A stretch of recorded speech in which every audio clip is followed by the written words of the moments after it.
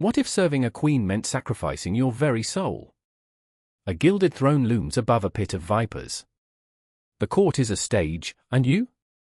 Just a pawn. One wrong move, and your head could roll like a wayward grape across the marble floor. The lavish feasts?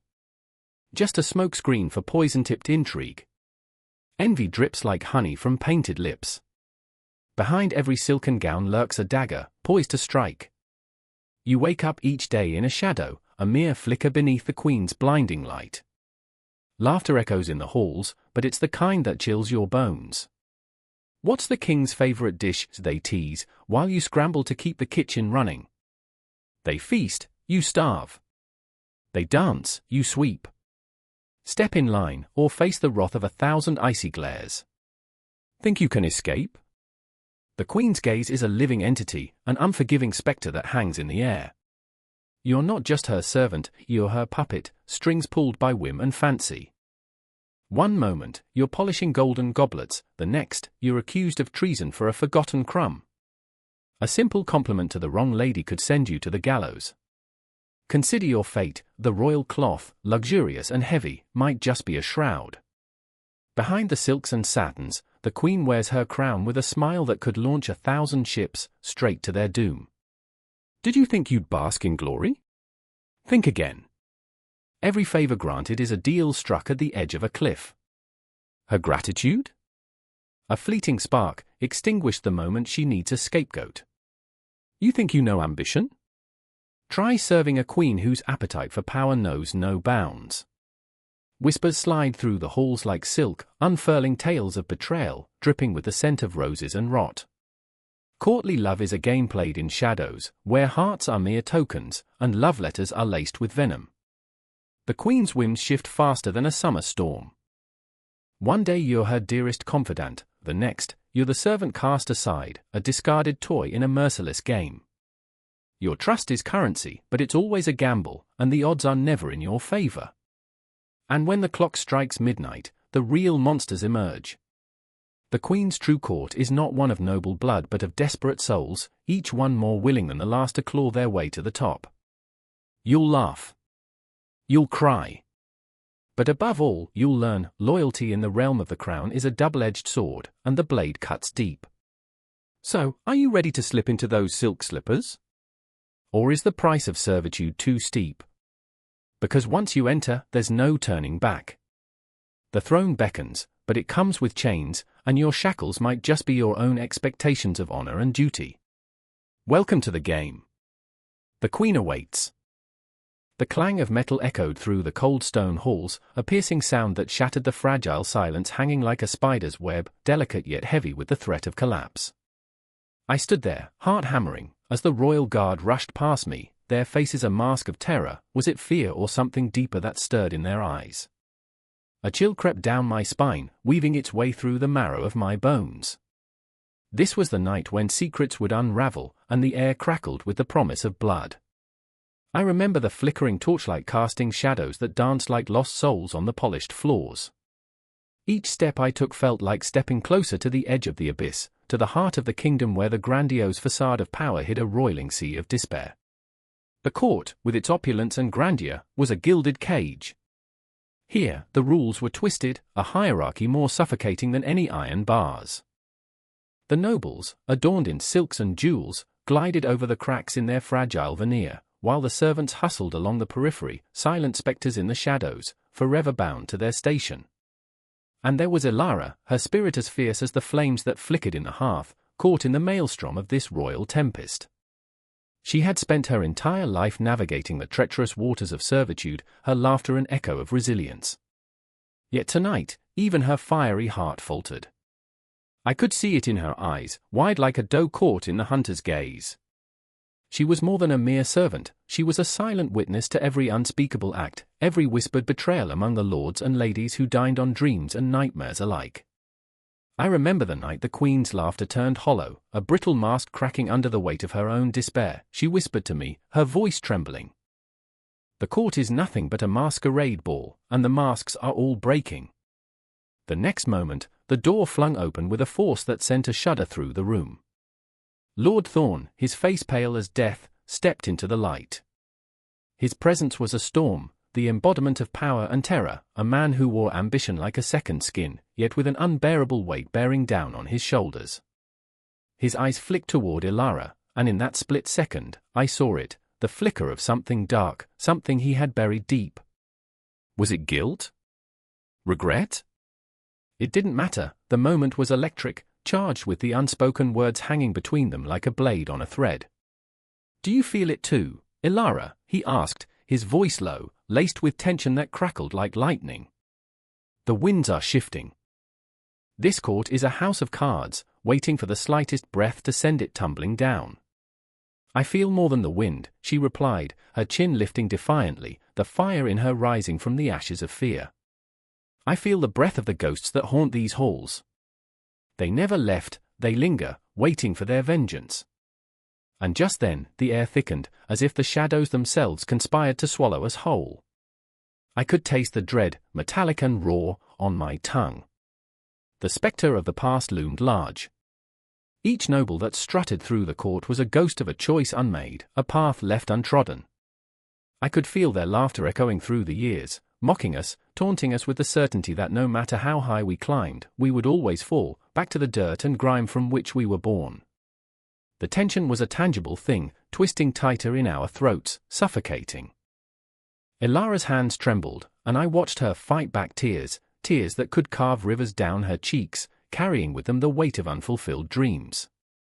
I remember, she began, her voice cracking, the first time I saw the queen, her beauty shining like a star, an unattainable dream. But in this court, dreams are nothing but illusions, slipping through our fingers like grains of sand.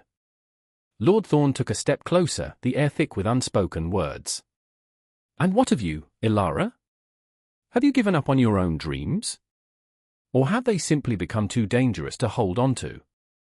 The question hung in the air, heavy with the truth that stung like a fresh wound. I felt the world around me tilt, a cosmic dance of fate and choice spiraling into chaos. In that moment, I saw not just her struggle, but the countless souls like her, trapped in an endless cycle of servitude and ambition, yearning for freedom, for a place in the light. As the clock chimed ominously in the distance, I knew it was time. Time for the confrontation that would shatter this fragile harmony. The air crackled with electricity, the tension palpable as it surged through us, binding us together in this web of fate. A clash was coming, a reckoning that would tear down the facade and reveal the raw, pulsating heart of the royal court. Do you hear them? Ilara's voice rose, breaking through the encroaching dark. The whispers of those who came before us? They beckon for justice, for truth. We are not just players in their game, we are the ones who will change the rules. I felt the weight of her conviction, a fierce flame igniting the fear within me. The shadows lengthened, fingers clawing at the edges of our resolve, but in that moment of uncertainty, we were united, three broken souls on the brink of transformation. Time itself seemed to hold its breath, waiting for the moment to strike. With one last glance at Ilara, I knew that the storm was brewing. The winds howled through the corridors, promising both destruction and rebirth. And as we stood on the precipice, I understood that our stories intertwined, echoing through the ages, a haunting melody that would not be silenced. No, this was only the beginning, a chapter in an unwritten saga where the shadows danced and the truth lay in wait, ready to be unleashed. The sound of the clock ticking echoed through the empty hall like the heartbeat of a restless ghost, each reverberation pulling me deeper into the shadows of the manor. I stood at the threshold, broom in hand, staring at the dust swirling in the dim light, a million memories trapped in the cobwebbed corners.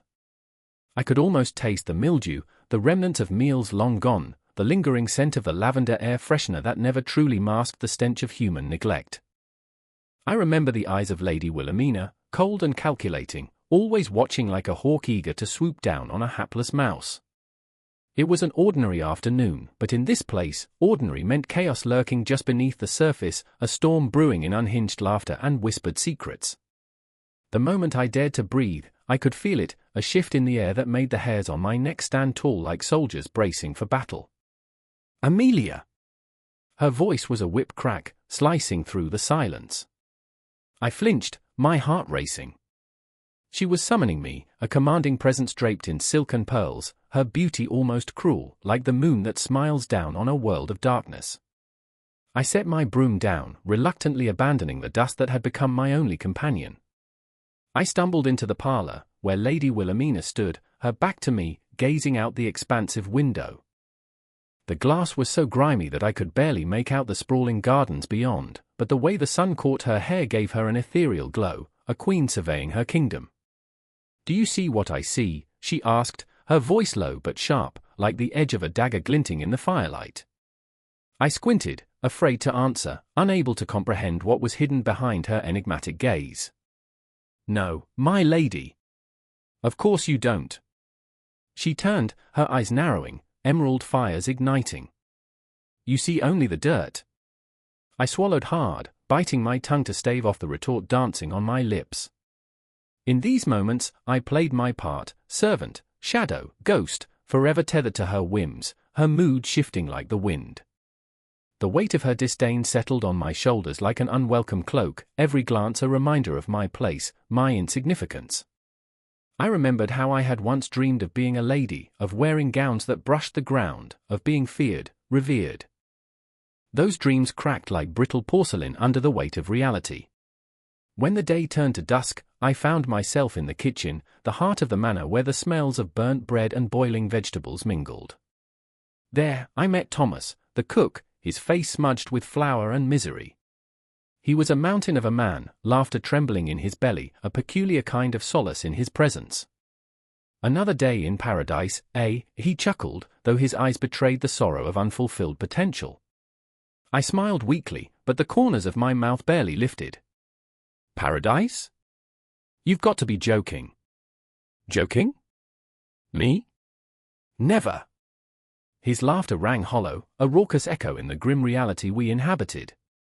"I've got a pot of stew that could fuel a siege, if only it would stop burning." The absurdity made me chuckle, a fleeting joy amid the drudgery. We shared a moment, a fragile connection over the clanging of pots and the rasp of bread being sliced, the only sound of rebellion against the oppressive silence of the manor. But the laughter faded, swallowed by the shadows, leaving me with a hollow ache in my chest. I couldn't help but think of the dreams I had traded for this. Each chop of the onion, each stir of the pot felt like a nail in the coffin of my aspirations. As night enveloped the manor, I cleaned the remnants of the evening, my hand stained with grime, the water cold and biting against my skin. In the flickering light of a single candle, I caught my reflection in the polished surface of a platter, a ghost staring back, faded and forgotten. I remember the words of my mother, echoing like a soft lullaby, "You'll find your place, my love. You have the heart of a lion." But here I was, a mere echo of that promise, crushed beneath the weight of a life dictated by others. The distant sound of laughter drifted through the walls, a taunting reminder of the merriment I was barred from. Lady Wilhelmina and her guests, their voices dripping with the sweetness of wine and the bitterness of condescension. A dance I could never join, a song I would never sing. I longed to be part of that world, yet I understood the dreadful truth: servants are not meant to partake in the feast, they are the unseen hands, the forgotten souls moving like shadows in the background. As the clock struck midnight, the atmosphere thickened, a palpable tension slicing through the air. I heard footsteps, quick and erratic, racing down the hallway. My heart quickened, dread creeping up my spine as I recognized the silhouette of James, the underfoot servant, eyes wild and frantic. "Amelia! They're searching for you." "Searching?" The word sent chills racing through me. "For what?" "They think you stole the silver," he gasped, breathless, his voice trembling. "Lady Wilhelmina is furious. You need to hide." Hide. A word that felt foreign in my mouth, a concept I had never truly embraced. I glanced at the darkened corners of the room, the shadows that felt more like friends than foes. The reality of my existence crashed down on me like a tidal wave. Here I was, a prisoner in a gilded cage, accused of thievery for the very silver that reflected my shattered dreams. Where could I go? I whispered, the weight of despair heavy in my heart. But James had already dashed away, leaving me alone with the impending dread. I could hear the echo of Lady Wilhelmina's footsteps growing nearer, each thud a heartbeat of my impending doom. My mind raced, thoughts colliding, escape, fight, hide. But in that moment, I felt none of those instincts, only the cold grip of resignation as I pressed myself into the shadows, waiting for the storm to pass, waiting as the clock continued its relentless ticking, a reminder that time was both my enemy and my only ally. Outside, the moon hung heavy in the sky, a silent witness to the chaos within the walls, the stars flickering like distant memories of hope. But in here, in this suffocating realm of whispers and shadows, the only thing that persisted was the ache of longing, the desperate clawing of dreams fading into oblivion. The stone walls of the throne room felt alive, breathing with the weight of secrets and unspoken words. I stood at the edge of the shadows, my heart pounding like a war drum, echoing the tension that wrapped around us like a vice. The air was thick with the scent of blood and betrayal, a heady cocktail that made the hair on my arm stand at attention. I remember the way the torches flickered, casting ghostly figures on the walls, dancing shadows of the past mingling with the present. It was in this suffocating silence that I first understood the true peril of loyalty. Across the room, Lady Isolde's eyes glistened, shimmering pools of determination cloaked in vulnerability. She was beautiful, too beautiful, perhaps, for a place stained with treachery. Her auburn hair cascaded like a fiery waterfall down her back, a stark contrast to the grey stone and the coldness that gripped the air. But beauty was a curse in this world, it painted a target on her back. I remembered the way she smiled, a fragile thing that could shatter with the slightest breeze, one that promised warmth but felt more like the edge of a dagger. Loyalty, she had whispered to me once, is a double-edged sword. I could still hear her voice, soft yet laden with urgency, as if the very word could summon danger. Then there was the king. His presence loomed larger than life, an enigmatic figure shrouded in both authority and despair. He sat upon the throne, draped in opulence, yet his eyes betrayed him, haunted, weary, burdened by the ghosts of those who had fallen in this game of shadows and whispers. I remember the way he clenched his fists, the gold rings gleaming like the promises he had broken. "You must choose," he had told me, his voice a gravelly whisper that dripped with the weight of command. "Loyalty to me or loyalty to your heart?" The unbearable choice hung in the air, a noose tightening around my neck. The court buzzed with hushed conversations, a cacophony of deceit disguised as pleasantries. I could feel the eyes watching me, feeling every crack in my facade, every breath I took like a confession. Each courtesan, each noble, wore their masks well, yet I could sense the malice festering beneath the surface. They danced around loyalty, using it as a weapon, wielding it like a sword forged in spite and desperation. I remember, I whispered to myself, the way they laughed, how it sounded just like the cawing of crows. They feasted while the kingdom bled, and I stood helpless, trapped in a web of alliances I didn't fully understand. Isolde's voice cut through the murmur, sharp and fierce. "We cannot stand by while this madness consumes us," she declared, and every word was a battle cry, rallying the spirits of the forgotten. Her passion ignited something in me, a spark that danced dangerously close to the flames of rebellion. Could we dare challenge the very fabric of loyalty that had bound us?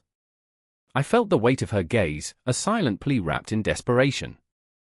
It was an invitation to risk everything, to step out of the shadows and into the light, or was it the fire? "I would follow you anywhere," I found myself murmuring, the truth slipping from my lips like a vow. But loyalty was a currency, and I could feel the cost rising with each heart-stopping second. Was it enough to simply feel? Or was loyalty something that demanded blood, sacrifice, and the choice to embrace the absurdity of it all? I could picture our lives swirling like leaves caught in a tempest, chaotic and beautiful yet utterly doomed.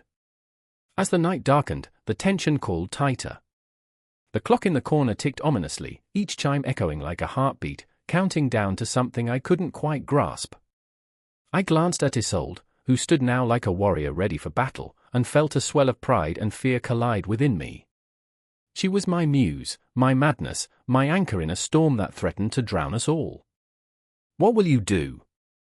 I asked, the words tumbling out, raw and unfiltered. "What will we do?"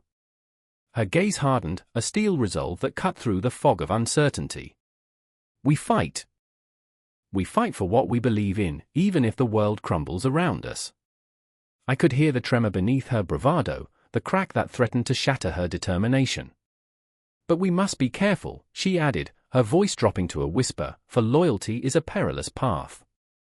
One misstep, and we may find ourselves the very ghosts we fear. The night air crackled with unspoken tension, and I felt time stretch like taffy, pulling us into an uncertain future. I looked around once more, catching the glint of knives hidden beneath silks and the flicker of eyes filled with envy. Then, it happened, a commotion at the entrance, the doors bursting open with a force that sent echoes reverberating through the chamber. The intruder, clad in dark leather, stepped forward, his presence an electrifying surge of chaos. I felt the air shift, the weight of loyalty teetering on a knife's edge, and I knew then that the game was changing. The king's face paled, a mask of fury and fear battling for dominance. "Your Majesty," the intruder began, voice smooth as silk but laced with venom, "loyalty is nothing but a fleeting whisper in a world ruled by shadows. And today, I come to collect." Every heartbeat drummed in my ears, a frantic rhythm that matched the terror creeping through me. What had we ignited? What price would we pay for loyalty? Isolde's hand found mine, a lifeline in the chaos, and in that moment, I understood the true burden of allegiance. In a court steeped in betrayal, loyalty was not just a choice, it was a perilous dance along a razor's edge with fate itself. And as I stood there, caught between the fire of rebellion and the chill of dread, I knew this was just the beginning. The clock struck 7, and the air crackled with tension. Its chime reverberated through the empty hallway, a haunting reminder of the expectations waiting beyond the door. I stood, frozen, a knot of fear in my stomach, staring at the shimmering fabric draped across the mirror like a spectre. The dress was beautiful, but it felt like a noose tightening around my neck. I remember the way the satin caught the light, reflecting a version of myself I barely recognized, each glimmer mocking the choices I had made. I could hear her voice, my mother's voice, echoing in my head like a ghost that wouldn't let me go. "You have to look perfect. First impressions matter. You're not just representing yourself, you're representing us." Us. The weight of that word crashed down on me, an avalanche of expectation. The moment I stepped into that dress, I knew the world outside would judge me, and not for who I was inside, but for the fabric that clung to my skin like a second identity. To my left, in the dim light of the hallway, stood Sam, my best friend. His hair was slicked back so meticulously that it felt like a mask, hiding the chaotic brilliance I loved. "You're going to nail it, Ainsley," he said, but his smile faltered, and I could sense the doubt lurking behind his eyes. He had his own demons to wrestle tonight. The tailored suit, crisp and confining, felt like shackles. I could see the way his hands trembled, each twitch a rebellion against the perfect image he had to uphold. It wasn't just a dress code for him, it was a prison, and I was the warden, holding the keys. "Do you think they'll notice? Do you think I can pull this off?" My voice barely rose above a whisper, trembling under the weight of the question. The moment stretched out, filling the air with a heaviness that hung like smoke. "Pull it off," he scoffed, but it sounded hollow, filled with a nervousness that made my heart race. "You could set the whole room on fire." In that moment, I remembered the boy who wore the tattered jeans and threadbare hoodie, who danced under the stars with reckless abandon. Sam was never meant to fit into that box, and neither was I. But the world outside that door? It demanded conformity. It demanded polish. It demanded perfection. We both turned to the mirror, two reflections caught in a haunting dance of expectation. The glittering outfits wrapped us in illusions, each thread woven with our fears, our anxieties, our desperate need for acceptance. I could feel the shadows creeping in closer, the whispers of judgment tightening around us, suffocating.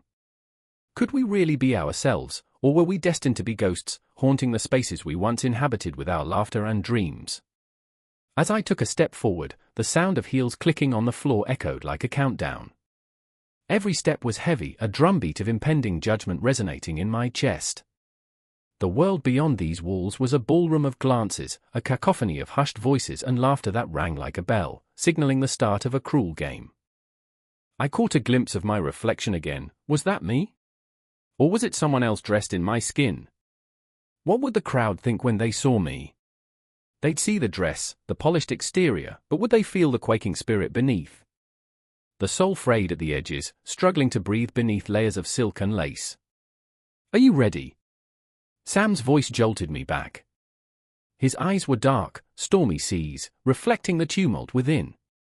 I knew he was ready to break free from the chains of expectation that shackled him too. But could we do it together, or would we drown under the weight of our own reflections? "Let's just survive this," I replied, the words slipping from my lips, filled with uncertainty yet laced with a fierce determination. We clasped hands, a brief connection of hope against the tide of fear. The door loomed before us, a gateway to Judgment Day, and with a shared breath, we stepped into the light. The ballroom was a grand spectacle, laughter swirling like a summer breeze, but beneath the surface lurked a current of tension, a silent war waging behind the smiles. I could feel the eyes on me, expectations coiling tightly around my throat, squeezing. The dress, once so beautiful, now felt like a costume in a play where I was forced to act a part one didn't want to play. "Look at her," a voice whispered from the crowd, slicing through the music. "Does she think she's all that?" The words hung in the air, heavy and biting, like a buzzard circling a wounded animal. I felt my heart drop, the world around me fading into blurs, faces contorting into masks of disdain. And then there was Sam, standing beside me, a fortress of fragility. He smiled, but it was a smile that cracked under the pressure, a facade that threatened to shatter. I knew he felt it too, the weight of judgment, the suffocating grip of expectation. "I remember the last time we danced like this," he said, his voice a fragile thread weaving through the chaos. "Under the stars, the world didn't matter." His words wrapped around my heart like a lifeline. I could see the boy he used to be, the boy I loved, the one who could laugh at the absurdity of dress codes and the ridiculousness of societal expectations. "We can find that again," I whispered back, clutching his hand tighter, feeling the pulse of his heartbeat synchronize with mine. But the room shifted, the laughter fading into an empty echo, and the shadows crept in closer. We were trapped in a beautiful masquerade, a dance of facades where truth felt like a distant memory. And then, in that whirlwind of lights and laughter, I took a breath, deep and raw, letting the air fill my lungs like a storm. "Let's break the rules," I said, my voice rising, a battle cry against the tide. I could feel Sam's gaze shift, uncertainty mingling with a flicker of rebellion. Together, we stepped onto the dance floor, hearts pounding, breaths shaky. I remember the feeling, the thrill of vulnerability, the exhilaration of defiance. As we twirled beneath the weight of the world's expectations, I couldn't help but wonder, would we emerge as our true selves, or would we remain forever entangled in the shadows of the costumes we wore? The music swelled, drowning out the whispers, and for just a moment, we were free. But freedom comes at a cost, and I could already feel the specter of judgment lurking just beyond the glow of the lights. We were trapped in a dance that felt both exhilarating and terrifying, a prelude to a confrontation that lingered in the air like smoke. And all I could do was breathe. The moon hung heavy in the sky, a silver coin lost in the folds of midnight, illuminating the damp cobblestones of the royal courtyard. Shadows stretched like long fingers, reaching toward the castle walls, where whispers of discontent curled around the stone like smoke. I stood at the edge of the chaos, a spectator to the unraveling tale, heart pounding, skin prickling with the electric tension that filled the air. "I can't believe this is happening," Emery said, her voice trembling, a fragile thread in the storm of outrage that surged around us. She clutched my arm, her fingers cold and clammy, a stark contrast to the heat of her emotions washing over me. "They're going to hang him." Just like that.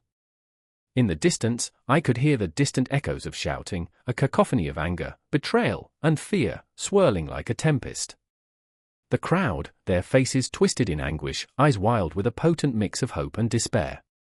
I could feel their heartbeat, a relentless drum, demanding justice, demanding reckoning. The air was thick with the scent of sweat and smoke, mingling with something darker, more foreboding, anguish, regret, the unmistakable weight of a kingdom perched on the precipice of ruin. "We should go," I urged, though my feet felt rooted to the ground, as if the stones themselves conspired to keep me here, to bear witness to the moment when it all changed. When the royal house, like a grand tapestry, began to fray at the edges. I remembered the tales, the lessons whispered by candlelight, about foolish kings and their ill-fated decisions, yet, here we were, living the horror of it. But Emery's eyes were locked on the gallows, where a figure stood, bound and broken, a once proud advisor now reduced to a pawn in a game he couldn't win. A shudder ran through her, and I realized she was not merely watching, she was absorbing it, the weight of his mistake seeping into her very soul, like ink spilled on a fresh page. He was trying to help, she whispered, her voice barely audible above the murmurs of the crowd. He thought he could save them. I wanted to tell her that hope was a dangerous game, that in the world of royals, it was often the innocent who bore the brunt of the ruler's blunders. Kings make choices that reverberate through the lives of the common folk, like ripples in a pond, devastating and far-reaching. But my throat felt tight, constricted by the raw reality unfolding before us. "Look," I said, pointing as the executioner stepped forward, his face hidden beneath a grim hood, the embodiment of dread. "This is madness. We're just as powerless as he is." Yet even as I said it, I felt the truth of it twist inside of me, a coiling snake of anger and helplessness. What could we do, two mere spectators, in the face of such tyranny? Powerless. Emery's voice was sharp, cutting through the haze of fear. We're not powerless. We can still speak. Her eyes blazed with a fire that momentarily warmed the chill that had settled over my heart. But the flickering flame of her courage felt fragile, like a candle's light in a tempest. I wanted to shield her from this nightmare, yet something deep inside urged me to stand beside her, to feed the spark of defiance that flickered in her chest. And then, in a moment that felt suspended in time, the executioner raised his axe, the gleaming blade catching the moonlight, a cruel reflection of betrayal. A collective gasp echoed through the crowd, a symphony of breath held tight in throats raw with anguish. I felt myself sway, the impending doom pulling me under, gripped by the rawness of the human experience laid bare before us. In that instant, I saw a boy, a young prince, barely more than a child, watching from the balcony above, eyes wide and shimmering with tears. The weight of his lineage hung heavy on his shoulders, the burden of expectation pressing down like the stone walls that encased him. "Mother," he whispered, the single word a plea, a prayer, a shattering of innocence.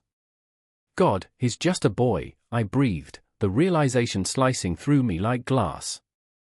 A boy caught in the tide of decisions made long before he took his first breath. I could feel Emery's gaze shift, her heart breaking for him just as mine did.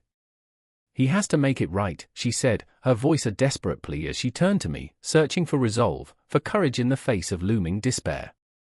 "He can't let this happen." "He has to," but her words were snatched away as the axe swung down, the sound of wood meeting flesh an unholy resonance that echoed through the courtyard, piercing through the chaos. Gasping, I cupped my hands over my mouth, the bitter taste of bile rising in my throat, the world narrowing to this single moment of horror, the death of hope laid bare before us. And as the crowd erupted in chaos, some screaming in outrage, others weeping for the life lost, I felt the pull of despair tighten around my heart like a noose. I turned to Emery, the look in her eyes a mirror of my own shattered reality. "What do we do now?" I asked, my voice barely a whisper.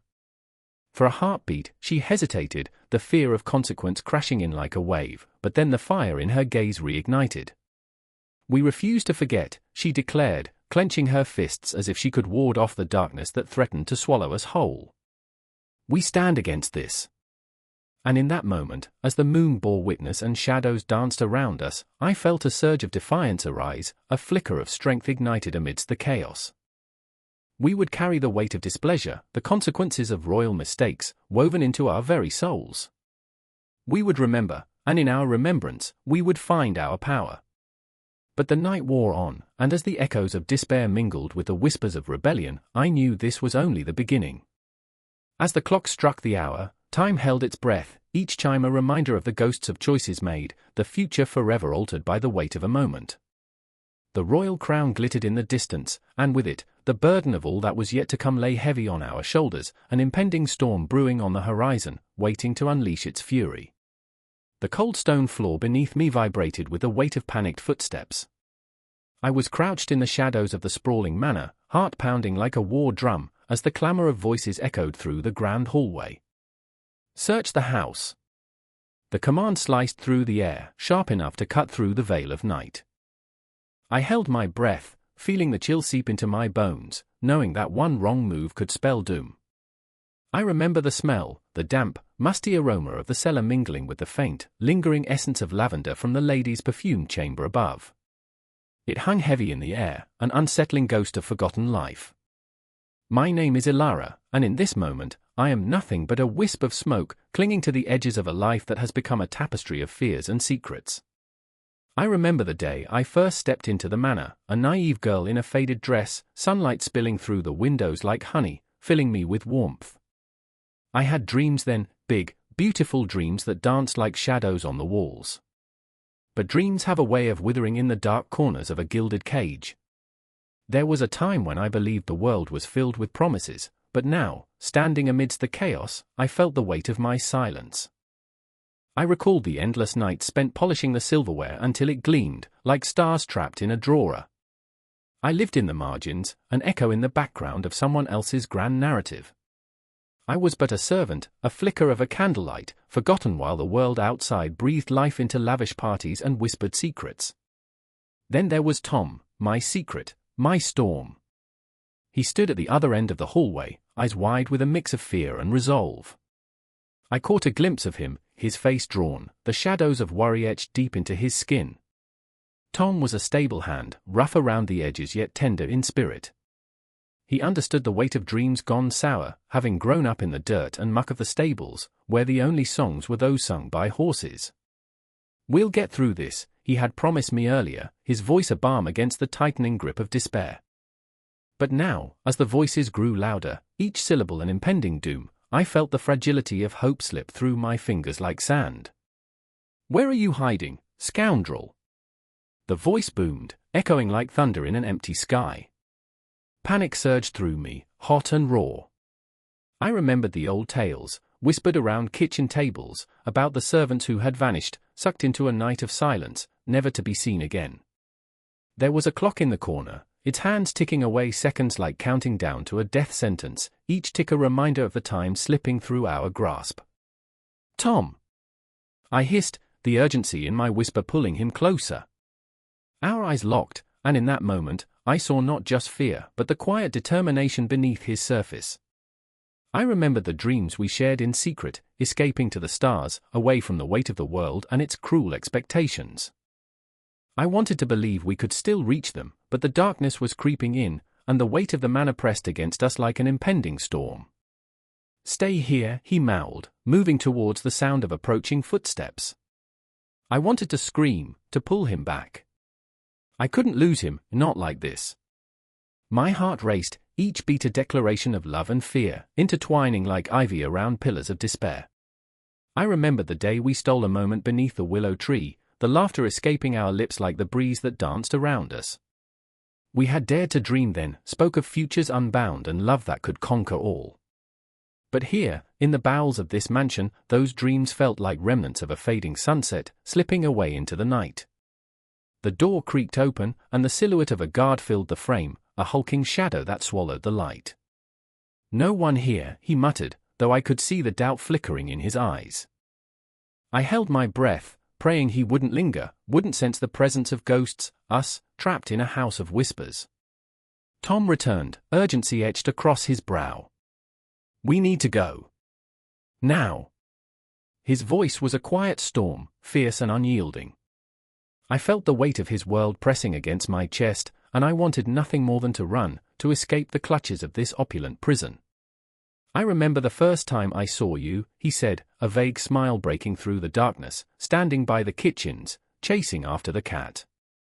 "I remember," I whispered, a tear escaping down my cheek, mingling with the dust of betrayal and fear.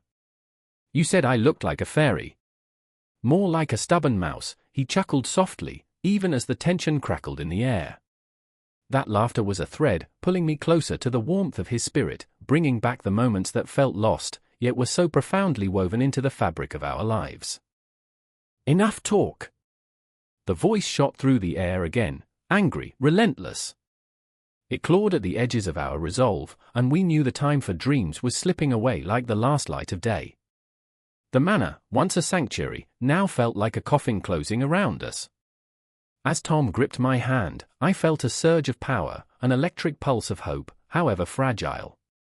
We would not be ghosts in this tale. We were more than the roles we played, we were the heartbeats that mattered, the unsung heroes of a history that sought to bury us in silence. Together, I breathed, the strength of our unity igniting something deep within me. The shadows held a promise, and as we stepped into the uncertainty, I could feel the world shifting, a clock ticking backward, seconds stretching into infinity. The night was dark, but our spirits burned bright against the encroaching gloom, and with every step, we carved our own path through the silence, a testament to the myriad of stories that lay hidden, waiting to be reborn in the light. The candle sputtered against the encroaching darkness, shadows flickering like lost souls across the walls. In that cramped, forgotten room, the air was thick with the unspoken, the unshed tears of years past. A single, breathless moment hung heavy, vibrating with despair. I stood there, heart racing, as if the walls themselves were listening, waiting for the crushing weight of reality to spill over. I remember the musty scent of old wood, the creak of the floorboards beneath my feet, the cold draft that whispered secrets only the ghosts of servants long gone could understand. Amelia clutched her apron tighter, fingers trembling as she stared into the void outside the window. The moon hung like a thief, stealing the last fragments of her spirit, and she felt it in her bones, the gnawing hunger for freedom, the suffocating chains of duty. "I can't breathe," she whispered, the words a prayer and a curse. Each syllable echoed in her chest, a reminder of the life she had surrendered to the whims of the household. "I can't breathe." She wanted to scream it to the heavens, to the stars that twinkled with a promise of escape. But here she was, shackled to the daily grind, the never-ending chores that blurred her identity into mere service. And then there was Thomas, his eyes the color of storm clouds, brimming with unshed tears and dreams crushed beneath the weight of expectation. He stood at the fireplace, the flames dancing like the flickering hopes that once lit his path. "You think they see us?" he asked, voice thick with bitterness, as if the very question was a dagger poised to strike. "You think they know what it is to lose oneself?" The room seemed to shudder under the intensity of his words. "They look through us, like we're ghosts haunting their grand halls." Silence enveloped him, stretching taut as he turned away from the flickering warmth. In that moment, the clock on the mantelpiece ticked ominously, its relentless rhythm marking the passage of time, time they had surrendered, time that held their dreams captive. I felt it resonate in my bones, the haunting reminder that each tick was a heartbeat gone, a moment lost to the suffocating routine. Amelia's laughter echoed in my mind, a distant memory of joy drowned beneath the weight of sorrow. "Do you remember?" she asked, her voice a fragile thread weaving through the air. "Do you remember the last time we laughed?" I wanted to tell her I remembered every minute, every joy, every fleeting moment of freedom. But those memories felt like shards of glass, beautiful yet dangerous, each one capable of cutting deeper than the last. Outside, the night deepened, enveloping the world in shadow, and I could almost hear the whispers of the past, the echoes of those who had come before, the weight of their burdens now resting on our shoulders. The night was alive with their stories, their fears, their silent screams for help. "They didn't come for me," Thomas murmured, his voice barely above a whisper, "not when I needed them most." The ache in his voice pulled at my heart, a visceral reminder of the isolation that suffocated us all. I could sense the storm brewing within him, the emotions threatening to spill over like a tide ready to drown everything in its path. He clenched his fists, the knuckles white with the pressure of unexpressed pain.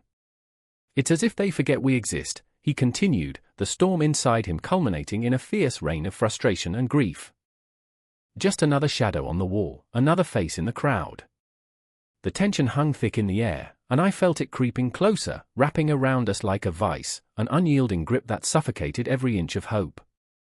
I wanted to reach out, to bridge the chasm between our hearts with a touch, a word, but the chill of despair held me captive. And then, just as the silence became unbearable, Amelia broke. "I can't take it anymore," she screamed, raw and unfiltered, a desperate cry that shattered the stillness. Her pain surged like a tidal wave, crashing against the walls, filling the room with the force of her anguish. "I'm tired of being invisible. Of being nothing but a cog in their machine." Tears streamed down her cheeks, glistening in the dim light like the stars she so desperately longed to reach. I felt the air crackle with her fury, her fragile spirit laid bare before us, a stark reminder of the toll it took, each expectation, each demand, dragging her further into the abyss. There was a beauty in her rage, a fierce reclamation of identity that sent shivers down my spine. And in that moment, I realized the clock didn't dictate our worth, we did, and we were worth fighting for. "Emilia," Thomas said, stepping closer, his stormy eyes reflecting her turmoil. "You are more than what they see. You are not just a servant, you are light, you are fire." His voice trembled with conviction, urging her to remember the flicker of hope that resided within her. The air between them pulsed with unspoken understanding, layers of unvoiced fears and dreams colliding like the tempest outside. I felt my own heart race, the pulse of their emotions entwining with mine, their pain and strength revitalizing my own spirit. We were intertwined in this moment, bound by the shared weight of our existence, the unbearable burden of service that had dulled our spirits for far too long. "Do you feel it?" Emilia whispered, her breath catching, the rawness in her voice like a lifeline. "The possibility of something more?" The question hung heavy, a haunting reminder of everything we yearned for but dared not speak aloud. Outside, the wind howled, a symphony of sorrow that echoed our own. In that dimly lit room, as the shadows deepened, we were faced with the inescapable truth of our reality. Our lives were a tapestry of broken dreams, our mental well-being frayed at the edges, but the relentless spark of hope flickered still, a fragile breath against an unforgiving world. And as the clock ticked on, the weight of it all pressed down upon us, a lingering promise of turmoil and transformation. The confrontation loomed, a moment that would demand everything we had, a reckoning with our very souls. This was not just a tale of servitude, it was a mirror reflecting our deepest fears and desires, the unshakable truth that the emotional toll of our lives was both our burden and our strength. The shadows danced around us, but we were still here, still fighting, still human. And in that realization, something shifted, a whisper of possibility that urged us onward. The night might be dark, but we were determined to find our way through the shadows, together. The clock struck midnight in a city draped in darkness, its only illumination coming from the flickering streetlights that struggled against the weight of an oppressive silence. The air was thick, heavy with the stench of unwashed bodies and desperation, as Mark huddled beneath the skeletal remains of a forgotten bus shelter. He could almost taste the hopelessness swirling around him, a viscous miasma that clung to his skin, paralyzing him in a world that had turned its back. He was invisible, a ghost in a living graveyard of shattered dreams and untold stories. His heart thumped in a rhythm that felt like a countdown, each beat echoing the weight of his isolation, and he couldn't shake the sense that the world was slipping away, one moment at a time. I remember the first time I felt it, the creeping shadow of isolation. It wasn't just the absence of company, it was an abyss, vast and echoing. It was the way the laughter of passing strangers cut through him like shards of glass. They were alive, vibrant, while he was nothing more than a cold breeze, brushing past their awareness. He didn't want to be here, but where else could he go? The reality of class division had been made excruciatingly clear, his worn-out shoes and tattered coat screamed of his status, a constant reminder of the chasm between the haves and the have-nots. Across the street, a woman named Clara stepped out of a gleaming restaurant, her laughter spilling into the night like champagne bubbles. She was the kind of woman who belonged to the world of silk dresses and polished diamonds, a world that felt like a celestial body, far removed from the dirt and despair that clung to Mark. She was the dream, he was the nightmare, the juxtaposition was a cruel joke, yet here they were, two lives intersecting for a fleeting moment. She didn't see him, no one ever did. I remember the way she paused, just for a heartbeat, as if sensing the weight of something profound. It was a moment that shimmered, fragile yet electric, before she glided into the warmth of laughter, her friends enveloping her in a cocoon of privilege. Each step she took was a dagger to Mark's heart, driving home the reality that he was not just geographically distant but fundamentally different, a divergence born from the lottery of birth. He felt like a forgotten chapter in a book that hadn't been read in years, gathering dust on a shelf, ignored and discarded. Clara returned to her table, the remnants of her meal still steaming, and for a flickering moment, she gazed toward the shadows where Mark remained hidden. Did she feel the pull? Did she sense the weight of the world that burdened him, the isolation that clung like cobwebs? He wanted to scream, to reach out, but the words dissolved in his throat, trapped like moths in a jar, fluttering against the glass but never breaking free. The truth was, he was afraid of what lay beyond that moment, afraid of rejection, afraid of being seen. The city roared with life around him, a cacophony of dreams and desires, yet here he was, an unwilling spectator in a theater that barred him from entry. The laughter of the affluent crashed against him like waves, relentless and unforgiving. He closed his eyes, yearning for solace, and in that darkness, memories of his past haunted him, the warmth of a mother's embrace, the smell of fresh bread from a bakery that had long since closed its doors, the dreams of a better life that felt like echoes of another time. Then, as if summoned by his despair, a voice broke through the fog. "Hey!" It was Lucy, her silhouette outlined by the dim light of a nearby street lamp. She was a fellow lost soul, a flickering flame in a storm of darkness. Her hair hung in limp curls, and her clothes, although worn, spoke of resilience. She approached with an air of defiance, her presence radiating warmth that contrasted sharply with the chill of the night. "You can't stay here forever." I remember how her words wrapped around him, offering a lifeline in a world that had long since severed its ties. Mark's heart raced as he absorbed her fierce determination, a flicker of hope igniting against the odds. "What else is there?" he replied, his voice barely a whisper, cracked with the weight of his burdens. "There's more to life than this." She gestured to the city, a sprawling canvas painted with dreams and nightmares. "We can find it together." But even as she spoke, doubt twisted in his gut like a serpent. He was a fragment, a remnant of what had been. Could he really belong anywhere outside the shadows? Clara's laughter echoed in his mind, a reminder of the divide that separated them. Lucy caught the flicker of his hesitation, her eyes searching his. "You think you don't deserve it?" "That's the lie they tell us, Mark. The world thrives on our isolation. Don't let them win." Her voice was fierce, filled with a raw energy that made the air vibrate with possibility. Standing there, beneath the flickering lights of a city that could swallow them whole, a battle raged within him. He wanted to believe her, to believe that hope was not just a mirage but a reality waiting to be claimed. But the shadows loomed large and heavy, whispering doubts that felt as real as the cold stone beneath his feet. I don't know if I can," he confessed, the words clawing their way out, raw and bleeding with vulnerability. The truth hung in the air, a taut line connecting them, her bravery against his fear, her light against his darkness. "Then let me show you," Lucy said, determination burning in her gaze. And in that moment, the clock ticked louder, each second a reminder that time was slipping away. The world outside was alive, teeming with possibilities that felt just beyond reach, and despite the uncertainty, Mark felt the slightest stirring of resolve.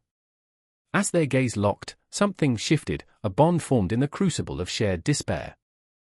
Together, they stood on the precipice of change, ready to face the world that had sought to isolate them, to shatter the illusion of class division that sought to define them.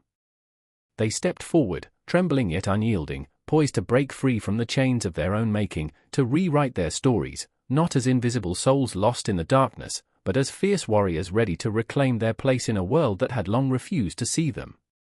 And as they moved, the shadows started to retreat, the laughter of the city transforming into a distant echo, a reminder of what lay behind. Together, they would fight against the tide, pushing back against the isolation that had sought to consume them, igniting a spark that could transform their lives forever. The night was alive with possibility, and deep down, they knew they would not be alone in this fight. The confrontation awaited, the world was shifting, and they were ready to rise. The clock struck midnight, its chime echoing through the cavernous halls of an ancient palace. Shadows danced along the marble floors, flickering in the dim light like whispers of forgotten secrets. I stood in the corner of the grand hall, heart pounding, breath caught in my throat. The air felt thick, as if it had absorbed years of tension, heartbreak, and unrelenting scrutiny. Every gaze, every judgment, pressed upon me like a weight I couldn't shake.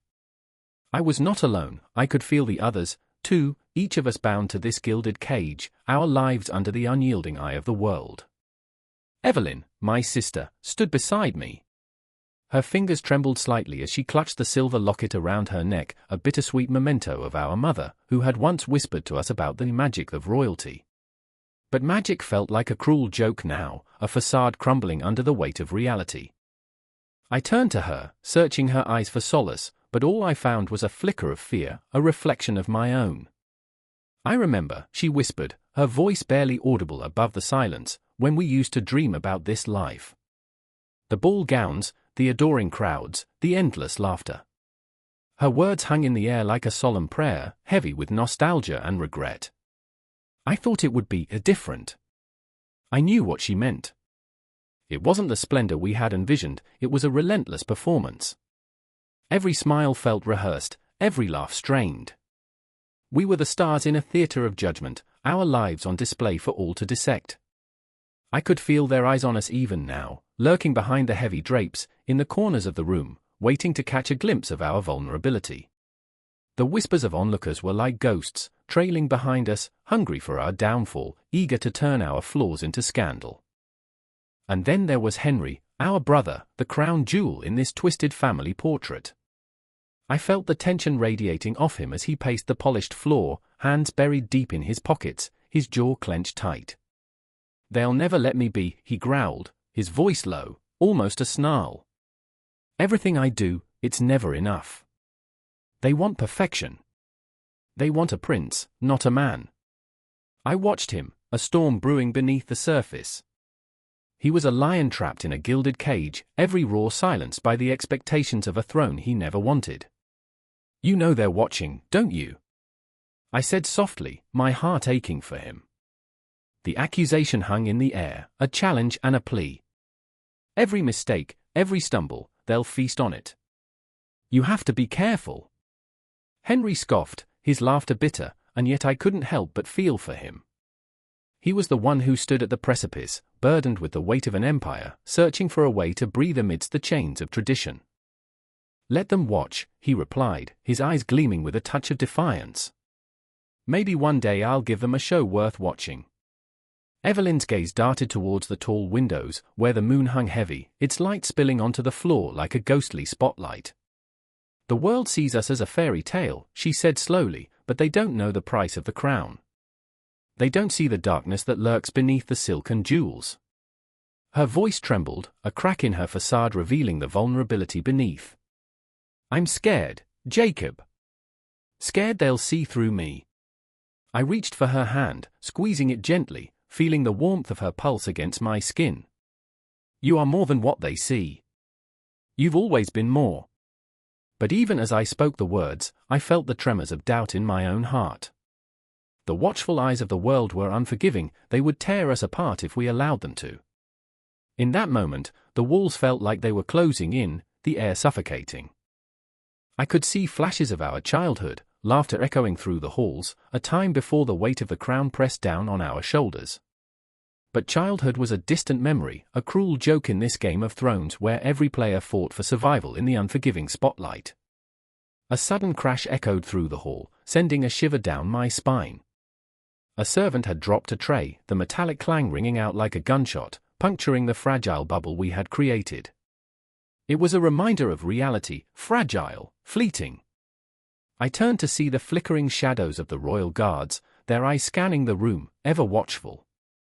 They were the eyes of the kingdom, the silent sentinels, ready to pounce at the slightest hint of scandal. The three of us exchanged glances, a silent pact forming between us, a promise to protect one another, to shield each other from the storm. But storms have a way of finding their way in, and in that moment, I felt the weight of our family legacy pressing down like shackles, a reminder that we were never truly free. "You can't give in to them, Henry," I implored, urgency creeping into my voice. "You have to fight. Show them who you are.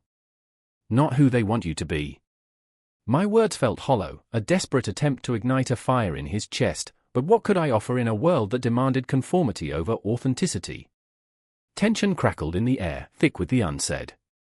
The ghosts of our past lingered, refusing to let us forget who we were meant to be, and yet, the reality of who we had become haunted us like phantoms in the night. Would we ever break free from this relentless scrutiny? Or were we destined to be mere shadows of our former selves, forever trapped in this masquerade? In that moment, as the echoes of our heartbeats reverberated in the silence, I realized that this was not just a battle for our identities, it was a fight for our very souls. The world watched, the clock ticked, and somewhere in the distance, the dark clouds began to gather, whispering promises of a storm yet to come. Each tick of the clock felt like a countdown, a prelude to a reckoning that we could not escape. The flickering candlelight cast long, ghostly shadows against the damp stone walls, a dance of chaos and revelation. Clara stood at the threshold of the servants' quarters, her heart pounding with a rhythm that matched the storm swirling outside. Rain hammered against the windows like a desperate knocker, pleading for entry, for attention. In that moment, she felt the weight of the world pressing against her chest, a haunting reminder of her place. The air was thick with the scent of wet earth and something else, fear, clinging to her like the dampness of her threadbare dress. "I remember the first time I stepped into this place," Clara whispered to herself, her fingers tracing the cold stone. "I was naive, full of dreams." A hollow chuckle escaped her throat, echoing in the silence. She could still see the faces of the other servants, eyes wide with hope, hearts full of ambition. Now, they were ghosts, shadows of their former selves, worn down by the relentless grind of servitude. Their laughter had faded into distant memories, replaced by the heavy silence of shared despair. Across the room, Samuel sat hunched over a rickety table, the flicker of his candle illuminating the lines of worry etched deep into his brow. He was a man of few words, the kind who wore his heart on his sleeve, but who had learned to keep his dreams caged within the confines of his chest. "We can't keep doing this, Clara," he muttered, breaking the silence. "There's talk of inspections. They'll come for us." His hands trembled, and she could see the way his knuckles turned white as he gripped the table. "They always come." "I know," she replied, the weight of his fear settling deep into her bones. It was a familiar dance they had been forced to perform, fearful, cautious, always just one misstep away from ruin. But something within her flickered, a spark ignited by desperation. "But what if we don't wait? What if we act?" The thought hung heavy in the air, a fragile thread stretched taut between them. Samuel's eyes darted to the doorway, half expecting the master's heavy footsteps to thunder through the threshold. "You don't understand," he sighed, his voice a shaky whisper. "They don't care. They never cared. We're just shadows to them." A chill crept up Clara's spine as she recalled the stories, the whispers of servants who had dared to dream beyond their chains. They had vanished, disappeared into the night, swallowed whole by the very walls that were supposed to protect them. "But we deserve more than this," she insisted, her voice rising, defiant. "We deserve to live." In that moment, the storm outside intensified, as if the universe itself was echoing her plea. Rain lashed against the window, each droplet a reminder of the world beyond, of freedom, of possibility, of life unchained. Clara could feel her pulse quickening, a rush of adrenaline coursing through her. She thought of the gardens, the vibrant blooms that thrived despite the oppressive weight of their existence. "We can leave, Samuel. We can find a way." He shook his head, a heart-wrenching mixture of hope and despair flooding his features. "And what? End up like the others? Lost? Dead?" "I remember the stories," Clara continued, her heart racing, her voice a fierce whisper. "I remember the laughter, the joy of dreams shared. And it's worth the risk." She stepped closer, her hands gripping his shoulders, desperate to pierce through the veil of his fear. "To live is worth the risk." Just then, the door creaked open, revealing a figure cloaked in shadows, their fellow servant, Eliza. Her eyes widened in alarm, a mixture of dread and curiosity playing across her face. "What's happening?" she asked, her voice barely more than a sigh. "Nothing," Samuel shot back, the flicker of defiance overshadowed by his protective instincts. "Just talking." But Clara felt the walls closing in, the air growing heavy with unspoken truths. "No," she said, her voice ringing with conviction. "We're talking about leaving. About taking control of our lives." Eliza's breath caught in her throat, her expression shifting from fear to intrigue. "You can't be serious," she whispered, her heart quickening. "You'd risk everything." "Everything we have is nothing," Clara fired back, the fire inside her roaring to life. What do we have to lose? As Clara's words hung in the air, Samuel's gaze fell to the floor, a flicker of doubt crossing his features.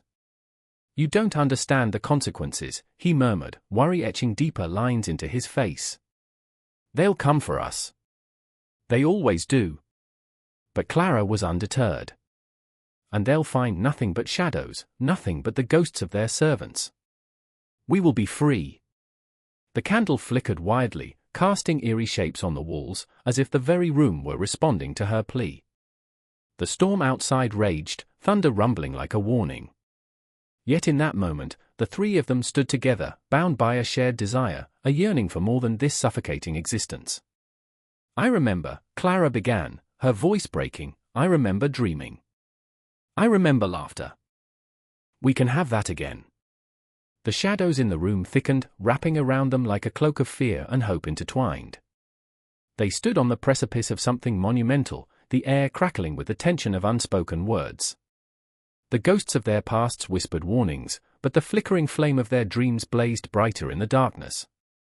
And as the storm raged on outside, a new storm brewed within the hearts of Clara, Samuel, and Eliza. They were no longer just servants hidden behind closed doors, they were souls yearning for freedom, for life, for a chance to break the chains that bound them to the shadows. The candle burned lower, illuminating the truth of their existence, their fragile dreams, their unyielding hope. And in the depths of that darkness, together, they would decide if they would step into the unknown or remain forever trapped. The choice hovered before them, a silent promise and a fearful curse. The factory loomed in the early morning fog, a monolith of rust and despair, its smokestacks clawing at the sky like skeletal fingers. The air was thick with a pungent, acrid smell, a miasma that lingered in the throats of workers like an uninvited ghost. I could hear the rhythmic clanging of metal, a haunting symphony that pierced the silence, echoing the heartbeat of those trapped within its cruel embrace. Marlene stood at her station, her hands raw and calloused, the skin splitting like old parchment. A bead of sweat trickled down her forehead, stinging her eyes, but she didn't wipe it away. She didn't have time. The conveyor belt moved on, relentless, its pace marking the seconds of her life that she would never reclaim. Every tick of the clock felt like a death knell, counting down to a future that twisted into a dark, gnarled shape, one she could hardly bear to imagine. I remember those days, the way the walls seemed to close in, the air growing heavier with each passing shift. Just one more hour, she whispered, though who she was trying to convince remained a mystery. Her mind drifted to her son, Jacob, his laughter echoing in the corners of her memory like a fading song. She could almost feel the warmth of his small hand in hers, the way he would lean into her and sigh, a contented sigh that had once filled her heart with hope. Now, that hope felt as fragile as the glass vials she handled, one wrong move, and they shattered, just like everything else in her life. And then there was Sam. He worked 2 stations down, his face a grim mask of fatigue, eyes bloodshot, haunted by the specter of illness that loomed over them all. He'd seen friends collapse, their bodies succumbing to the relentless pressure of work, of life. Just last week, his closest companion had crumpled to the ground, a rag doll tossed aside, breath stolen by a disease that thrived in the shadows. It's just fatigue, they told him, but deep down, they all knew the truth. The factory was a breeding ground for despair, a viper coiled and ready to strike. Do you think it's the air? Sam had asked one day, his voice trembling. Or the chemicals? He looked at Marlene, eyes wide, searching for answers that neither of them possessed. I feel something inside me, he confessed, a confession heavy with dread that hung in the air between them like a loaded gun. Marlene didn't respond. She didn't have to. They both understood.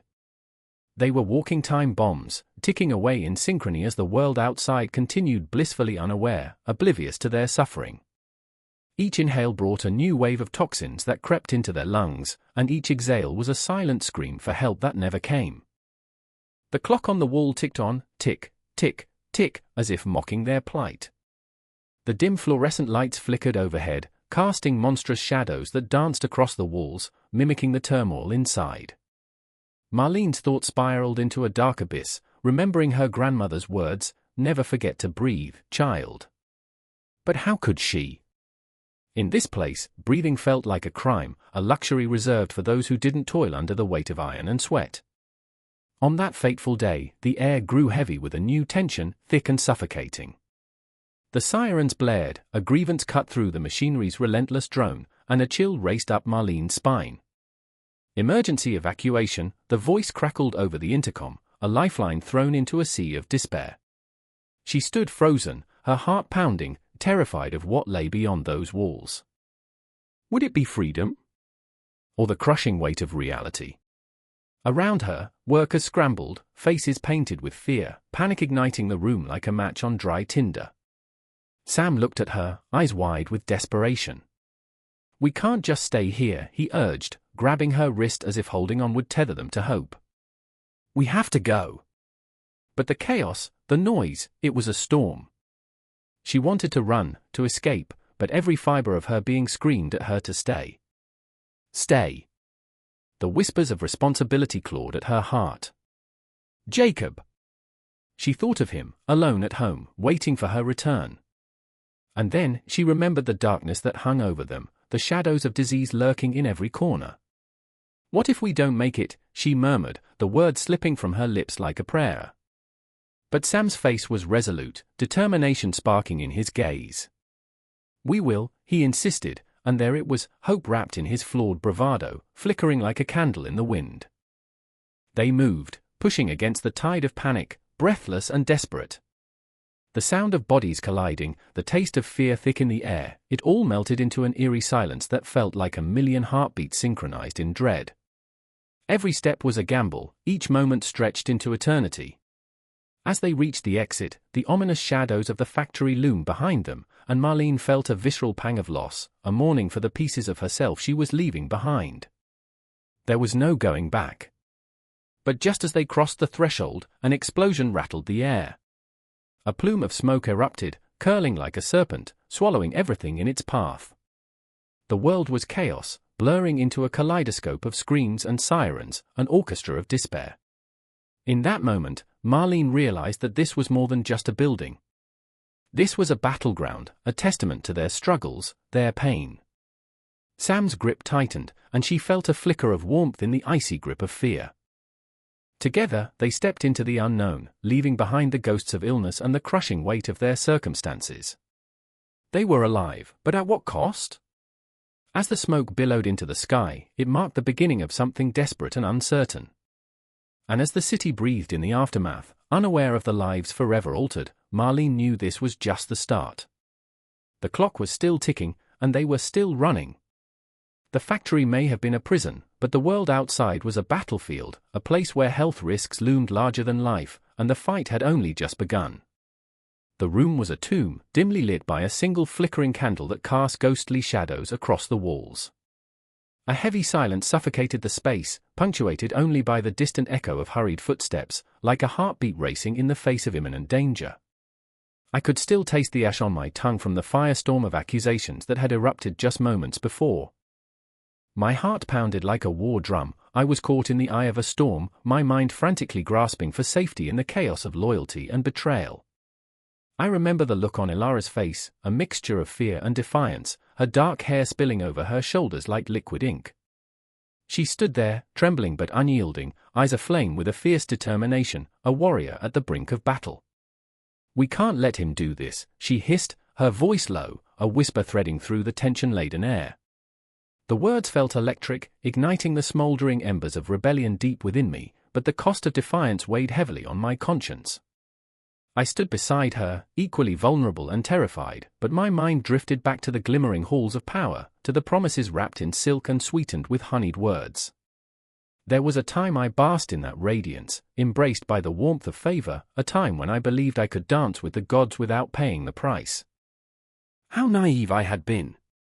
That warmth had turned to ice, and now I felt the chill of betrayal creeping in, like shadows stalking me through a darkened alley. "What do you want me to do, Ilara?"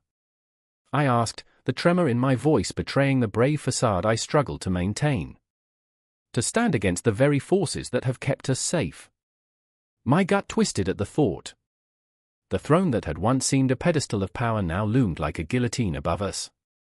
The whispers of our enemies were like knives, sharp and unyielding, reminding me how close we were to the edge of an abyss. "Bring the truth to light," she urged, her eyes narrowing as if she could see the very fabric of deception that shrouded us. "We can't let them silence us. Not now." And my soul screamed with a resounding echo, what if the light seared us instead? What if the truth became our downfall, dragging us into a pit of despair?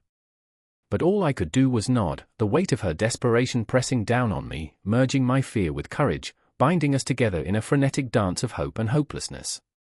In that moment, a sudden crash shattered the silence, a door slamming against the wall, and the world felt like it was splitting apart. The figure in the doorway was a silhouette, an ominous presence cloaked in shadows that seemed to swallow the light whole. Silas, the king's most loyal advisor, stood there, a menacing smile curving his lips like a predator toying with its prey. There was power in his eyes, a wicked glint that promised not just danger but annihilation. "Ah, my dear Ilara, and you, dear friend," he drawled, the malice dripping from his voice like poison. "What a pity to see you both at such odds with the truth." His eyes flickered to the candelabra, and suddenly the flames roared to life, illuminating the room with a feral glow, casting long, grasping shadows that clawed at the walls. I felt myself backpedaling, the memories of laughter and joy in the court now twisted into grotesque mockery. "You think you can escape?" Silas continued, stepping closer, the air thickening with his presence. "You have danced too long with power, and now it's time for the music to stop." Ilara stiffened beside me, her breath hitching, as if she could already feel the hands of fate tightening around her throat. "You don't scare us," she countered, but her voice wavered, betraying her inner turmoil. I wanted to scream, to tell Silas that we should have never ventured so close to the fire, but that would only awaken the beast within. The tension snapped like a taut string, and I felt an urge to bolt, to flee from the impending doom, but my feet were cemented to the ground. I remember the stories we used to tell in the court, tales of heroes and villains, of the price of ambition. They echoed in my mind now, a haunting reminder that proximity to power could twist even the purest intentions into something grotesque. "Do you not see?" Silas taunted, his voice a chilling whisper that reverberated through the room. "Your very presence here is a threat. You are but shadows in a world of light, and shadows cannot exist where there is fire." He reached out, his fingers trailing through the air as if to caress the darkness, and I felt the heat of his words scorch my skin. I glanced at Ilara, and in that fleeting moment, I understood the depth of our bond. We were fragile, flawed, but united against the encroaching darkness. I remembered the laughter we'd shared, the dreams we'd spun beneath the stars, and the hope that once glimmered in our hearts. Yet now, with every heartbeat echoing the tense rhythm of our fate, I couldn't help but wonder if we had danced too close to the flames, if our desires had led us to this very precipice. Silas's laughter sliced through the air, a jagged edge of despair. "You think you can change the course of fate?" I felt the weight of the world pressing down on my chest, my breath becoming shallow. The air thick with unspoken truths and whispered secrets, and in that moment, I realized that the battle was not just for survival, it was for our souls, for the essence of who we were.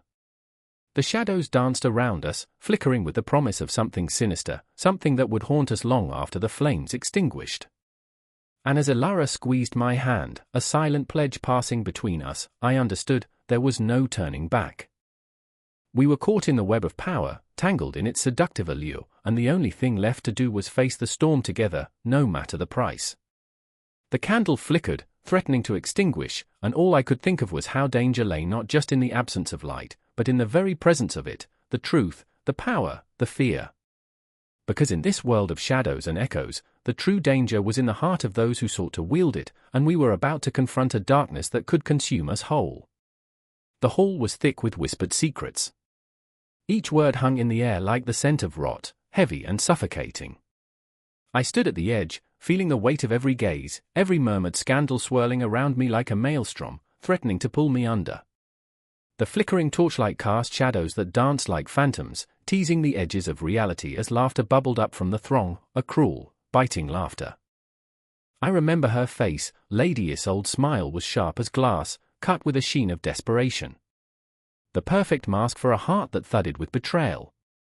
"Did you hear?" she asked, her voice barely a whisper, yet it sliced through the din like a knife. "They say the king's been meeting with the commoner again. In the dead of night." Her eye sparkled with a blend of envy and thrill, a hunger to consume every detail. I remember her fingers, so slender and cold, gripping my arm as if I might escape. In this world, a fleeting ally could suddenly turn into a deadly enemy. Across the room stood Aldrich, the king's closest advisor, his brow furrowed like a storm cloud, lips pressed into a line of dread. I saw the way his hands trembled, betraying his stoic facade. He was caught between loyalty and danger, the strings of power pulling taut around his throat. "I never wanted this," he hissed, barely audible as he leaned into the shadows. This was not part of the plan. The weight of his words sank deep into my gut, churning with every secret I had collected, every small betrayal that felt as sharp as a dagger. "Plans change," I murmured, my voice trembling with the thrill of the scandal. "And the crown is a fickle mistress." I smiled, but the smile didn't reach my eyes. I remember the taste of fear, of that cold, creeping sensation that ran down my spine as I realized how close we all stood to the edge of ruin.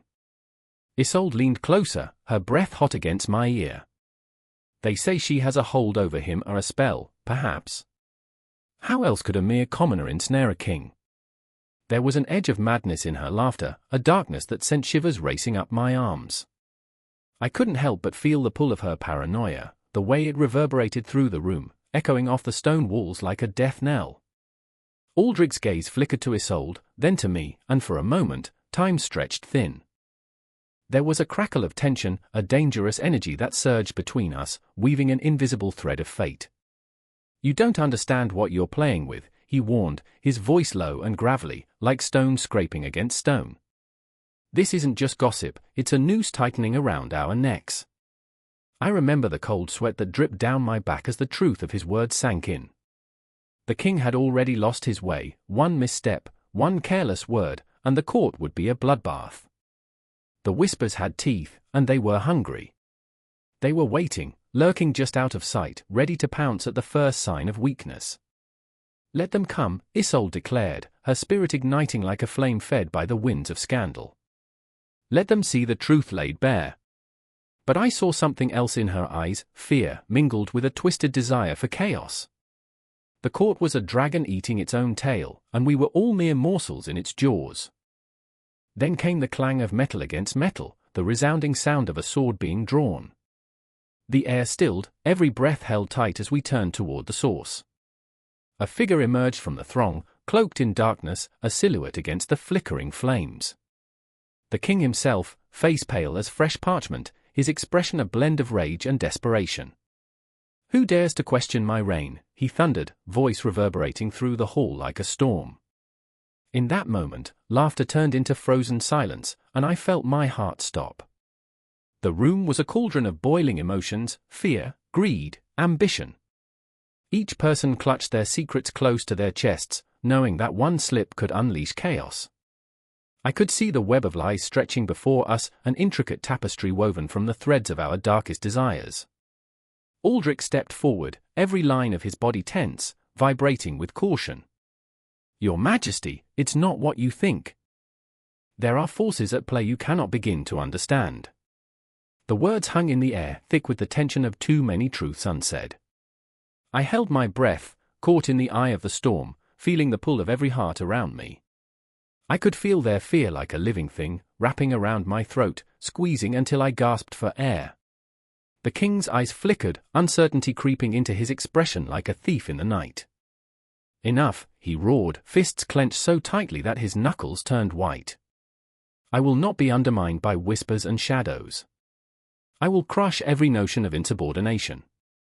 His voice cracked, revealing the vulnerability beneath the armor of authority, and my heart ached for him, even as I feared him.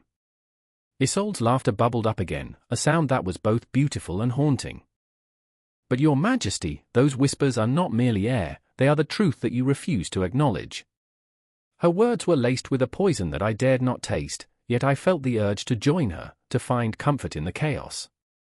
Time twisted, stretched, and coiled around us as the king's gaze locked onto mine, searching for allies among the enemy. My heart raced in my chest, each beat a drum signaling the rise of revolution. I could see the ghosts of our pasts in his eyes, the pain and longing that had shaped him.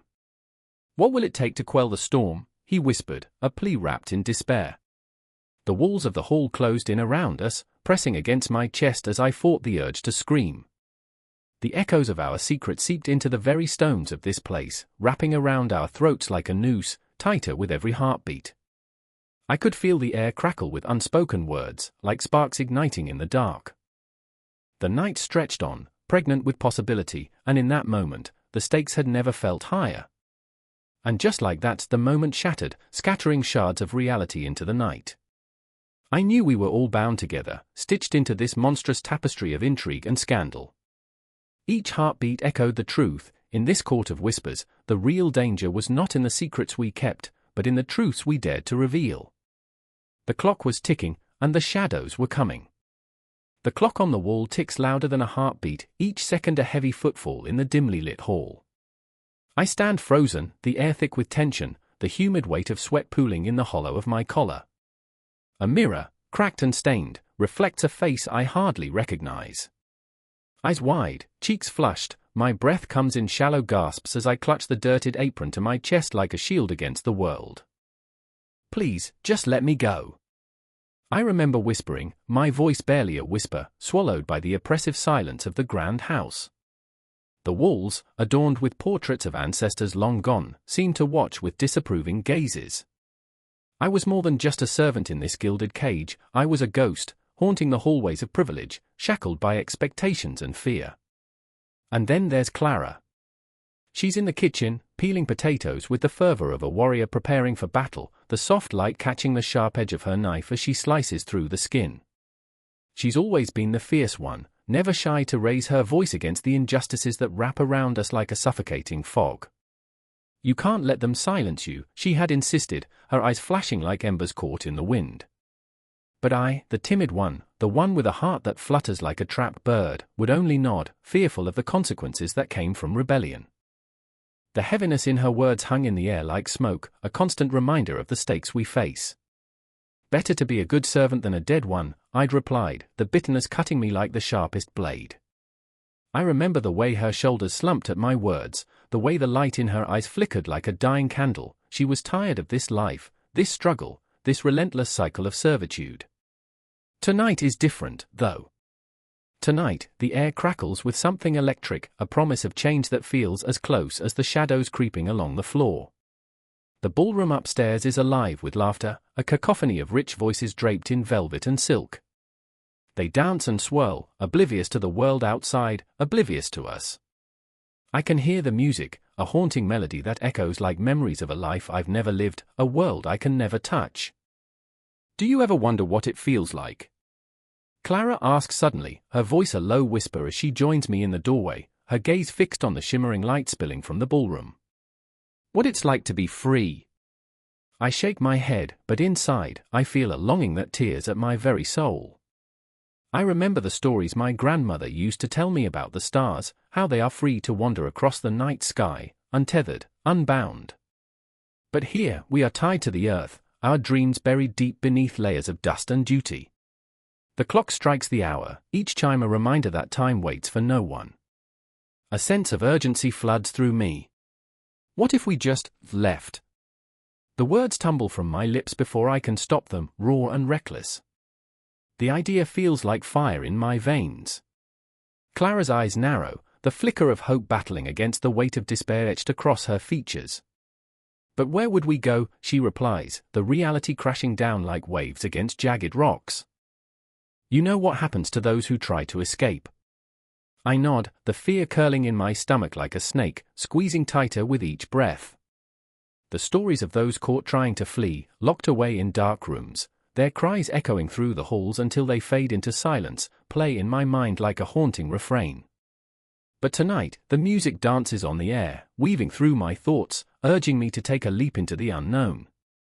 Suddenly, a loud crash reverberates from upstairs, shattering the moment, and we both jump. The laughter silences, replaced by frantic whispers, the tension thick enough to cut with a knife. Clara grabs my hand, her grip fierce, grounding me as we steal glances at the chaos unfolding just beyond our reach. What if they find out? I gasp, fear clawing at my throat, choking me. Let them, she hisses, and in her voice, I hear a wildness, a spark of defiance that ignites something within me. Let them see us. Let them know we are here. The urgency of her words resonates, a reminder of the countless lives lived in shadows. I remember the faces of those who dared to speak out, the dreams they held, and how quickly they dimmed under the weight of oppression. But that night, the air feels different.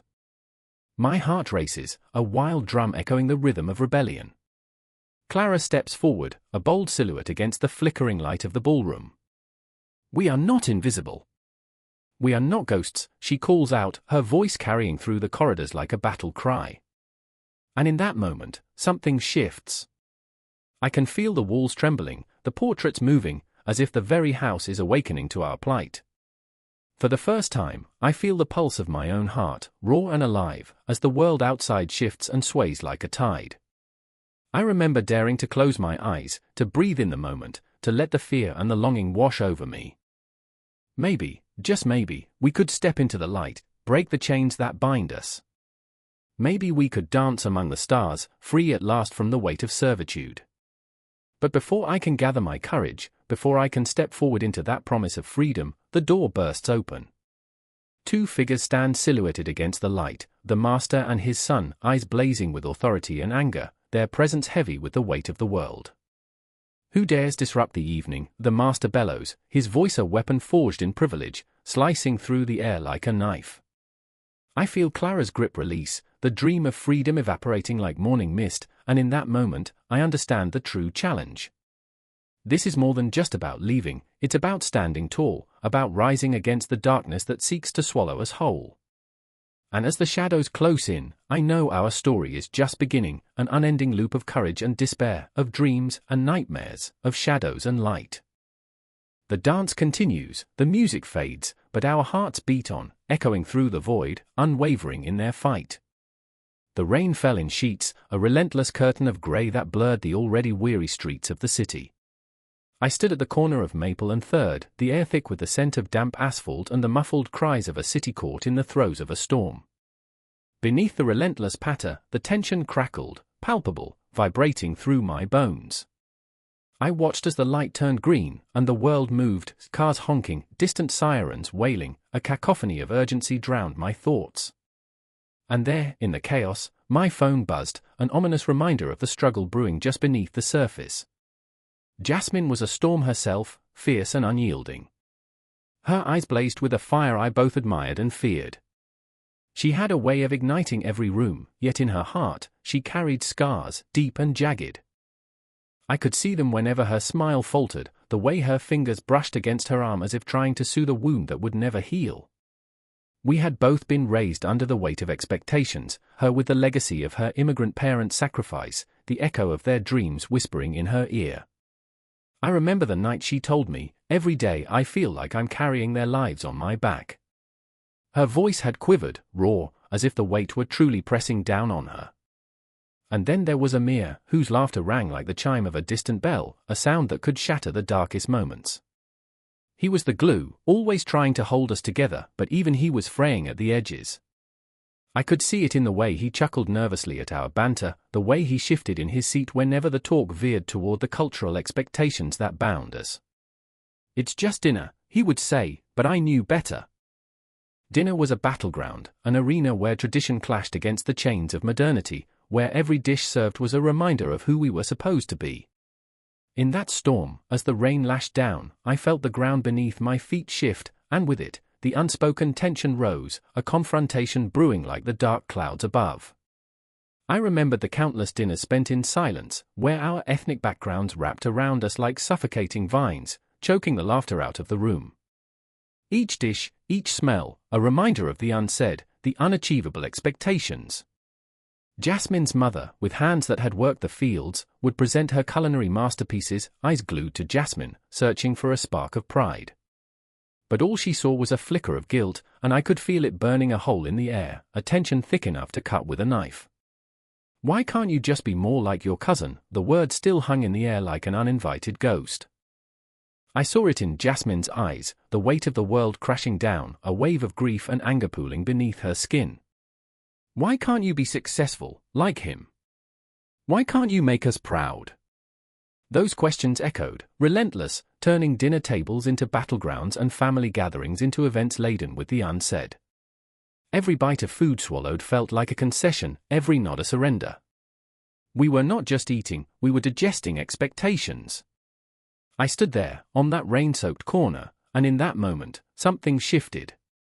Jasmine's voice pierced through the chaos, a battle cry. I refuse to be a ghost of their dreams, she shouted, her voice fierce, cutting through the storm like a knife. I felt it resonate within me, her words were a drumbeat, pulling me closer to the edge of my own fears. We had both been haunted by the specters of our heritage, yet here she was, ready to confront them. I wanted to stand by her, to face that reality with her, but doubt clawed at my insides, dark and heavy. Amir appeared, soaked but smiling, the human embodiment of sunshine trying to break through the gloom. You two look like you're ready to conquer the world, he teased, but his eyes betrayed him. I knew he felt the weight too, the expectation to navigate our identities, to balance the delicate line between honoring our roots and pursuing our own paths. Every laugh felt forced, every smile a mask. I wanted to scream, to shake him, to make him see. Don't you get it, Amir? We don't fit. Not here, not in our families. We're just lost. The storm raged on, and beneath its thundering heart, I felt the world shift again. The rain began to fall heavier, each drop an accusation, a reminder of the roles we played. Was our ethnicity our prison or our power? Did the weight of our cultural expectations anchor us or propel us into the vast unknown? I clutched at my chest, every beat matching the rising tide of emotion. I remembered the nights I spent staring at the clock, counting down the minutes until I could escape the weight of my own heritage, yet longing for the connection it provided. The streetlights flickered, shadows dancing in the storm's embrace, and I felt my heart racing, caught in the pull of Jasmine's defiance and Amir's quiet despair. We can't let them win, Jasmine said, her voice steady now, a promise wrapped in determination. We can't be the ghosts they want us to be. The words hung in the air, a lifeline tossed into the turbulent waters of our identities. I could feel the tension threading between us, taut and electric, each heartbeat echoing the unshakable bond we shared, a connection forged in the fires of expectation and rebellion. And as we stood there, rain-soaked and trembling, the world around us faded. We were no longer just three individuals lost in a storm, we were warriors, united against the ghosts of our past. The rain poured down, each drop a reminder of our struggles, our fears, and the undeniable pull of our heritage. But we were also so much more. We were laughter intertwined with tears, a chorus of voices rising against the silence, and in that moment, nothing else mattered. The storm raged on, but we were ready. We would not let the weight of our cultural expectations drown us. No, we would rise. Together. The sirens shrieked through the night like banshees, a wail that cut through the fog of the city, tearing at the stillness, drowning out the memories of laughter and warmth. I was standing there, on the edge of the crumbling sidewalk, the harsh light of police cars flickering like dying stars. My heart, a frantic prisoner in my chest, pounded in time with the relentless thrum of chaos around me. Jack, get out of here! Lena yelled, her voice laced with urgency, desperation woven into every syllable. I could see her, a wild silhouette against the blinding flashes, her eyes two pools of panic. She was my anchor, my only tether to sanity. But the weight of the moment pulled at my feet, roots of loyalty sinking deep into the asphalt, breaking the surface of my freedom. Loyalty, a ghost whispered, wrapping its icy fingers around my throat, reminding me of promises made in dimly lit bars and the reckless laughter that echoed through smoke-filled rooms. Loyalty was a warm blanket, but survival? Survival was a knife pressed against my skin, cold and unforgiving. The crowd surged, a living entity, pulsing with fear and adrenaline. I could feel the pressure building in my chest, like a kettle about to explode. I glanced back at Lena, whose eyes begged me to leave, to run, to abandon the chaos for safety. But could I? Could I really turn my back on everything we had fought for? A figure emerged from the shadows, Mark, the man whose loyalty I questioned, yet whose brotherhood was etched into my very being. He looked different now, a hardened mask of resolve carved onto his face, the weight of choices hanging heavy in the air between us. "You're not thinking of staying, are you?" he asked, his voice a low rumble, barely audible above the cacophony. The night was alive with tension, the air thick with dread. I could see the fear coiled like a serpent in his eyes, waiting to strike. "We need to protect ourselves. It's every man for himself now." Each word cut deeper than the last, leaving scars on the fragile fabric of our bond. What was loyalty worth in a world that demanded survival at any cost? I could feel Lena's hand gripping my arm, her pulse racing against my skin, urging me toward the darkness beyond. But every instinct screamed for me to stay, to fight, to save whatever remnants of this life I could salvage. "Do you really think they care?" Mark's voice snapped, venomous and raw, chipping away at my resolve. "They'll throw you to the wolves without a second thought. Loyalty means nothing when you're bleeding out on the pavement." The truth stung like a shard of glass, a reminder that loyalty often danced hand in hand with betrayal. I turned to Lena, searching for the light in her eyes, the unwavering support I craved. But what I found was a flicker of fear, her soul wrestling with the weight of our shared history. What if I chose wrong? What if, in that moment of indecision, loyalty became my shackle? "Jack," she whispered, her voice trembling like a fragile leaf caught in the wind. "You have to choose. Us or them. A choice." A simple word, yet it felt like a cosmic collision in my mind, stars exploding in a brilliant flash of clarity and confusion. I remembered us, long nights spent in the stolen embrace of twilight, dreams tangled in the sheets, laughter dancing through the air like fireflies in summer. But the city was a different beast now, a ravenous monster demanding sacrifices. The sirens shrieked again, crashing against my thoughts, drowning out the memories that threatened to pull me under. I could feel the weight of time pressing down on me, seconds stretching into years, each moment a testament to the choices we had made, the lives we had lived, the loyalty we had sworn. But loyalty to what? To a fading dream? To a brotherhood that had begun to fray at the edges? "Jack!"